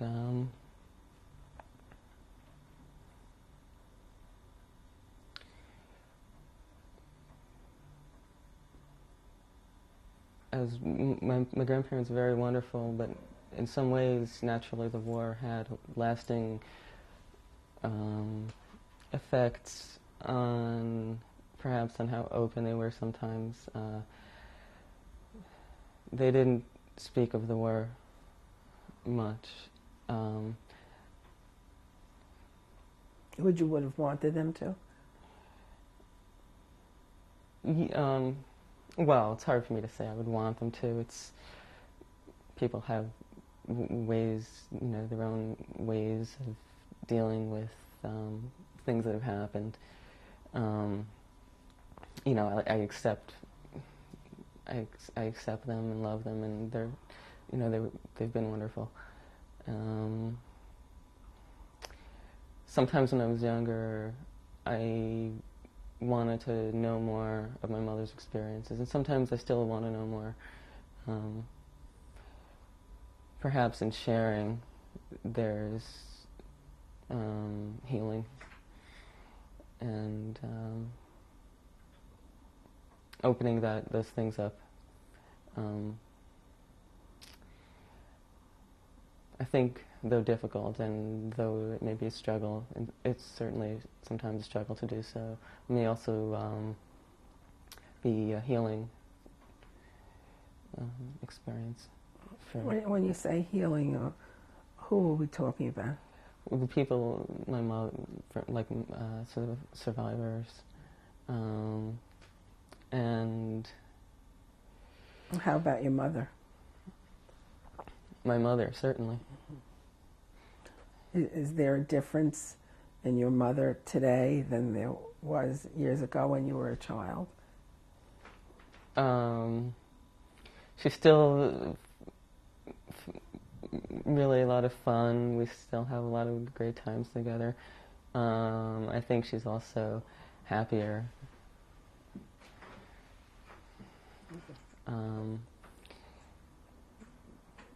There were always, in addition to,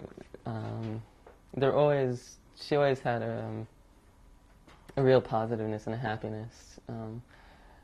We loved to laugh.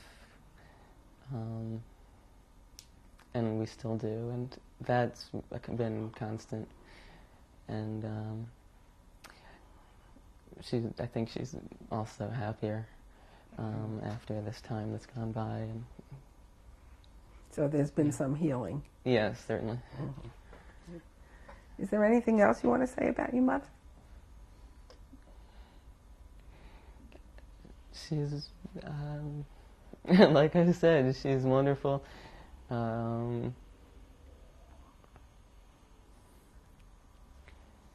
She's wonderful, she's loving, she's very kind. I think that's her nature. I just want to go back to the healing again. What has helped to heal your mother? Well, she's had a lot of therapy.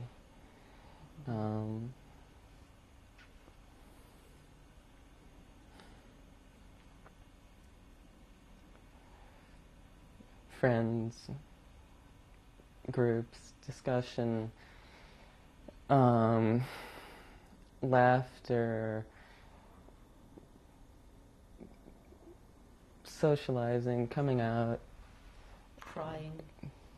Helps a lot. trying, crying. Has your mother's ability to heal, as it's grown, has it had an effect on you?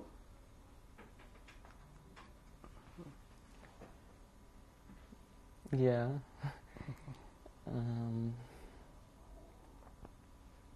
It's been really good to see. It's comforting. I'm glad. It's wonderful. What would you like to say to Joe? He's a sweetie. He's very sensitive. He's very supportive. Our relations have had our strains. I think this is one of the best periods in our relationship. I think in the past, because of my tensions, we had flare-ups, and I was not always calm and positive. I was often very angry, and we've had our share of discord, but I think that there's always been an appreciation, and we get over him quickly, and then we can talk them out. But this is one of our best periods, and he's a sweetie. What can you say? What can I say? Yeah. Actually, and honestly, I don't really look back at us as having had that much difficulty with each other. I think we've been supportive to each other really a lot. Basically. Yeah. But there were dislocations in our lives, because I had gotten into relationships, marriages that weren't working, and I had not chosen people who were really supportive of me.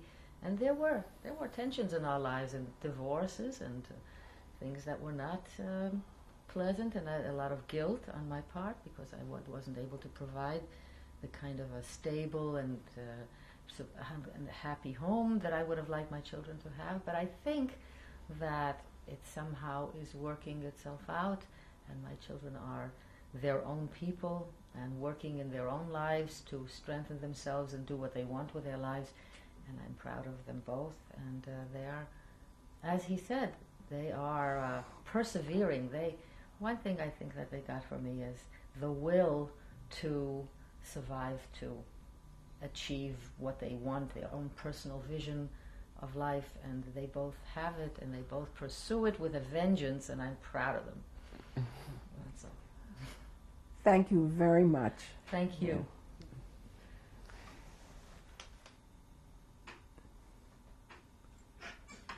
You'd like to say something else, Joe? Yes, I wanted to point out that perhaps coming from my mother's experiences in the forest when she was younger, I have a very strong interest in nature and in the environment. I've also been fortunate to have had experiences in the country. I spent summers in Maine. I spent time backpacking and canoeing and bicycle riding on trips. And I am very interested in nature. I think it's very important. I think that has been really something that's been a gift in out of my mother's experience in the forest. There's also, I think, been a gift that she has gotten from that, and which she may have passed to me. Thank you. Thank you. Fabulous.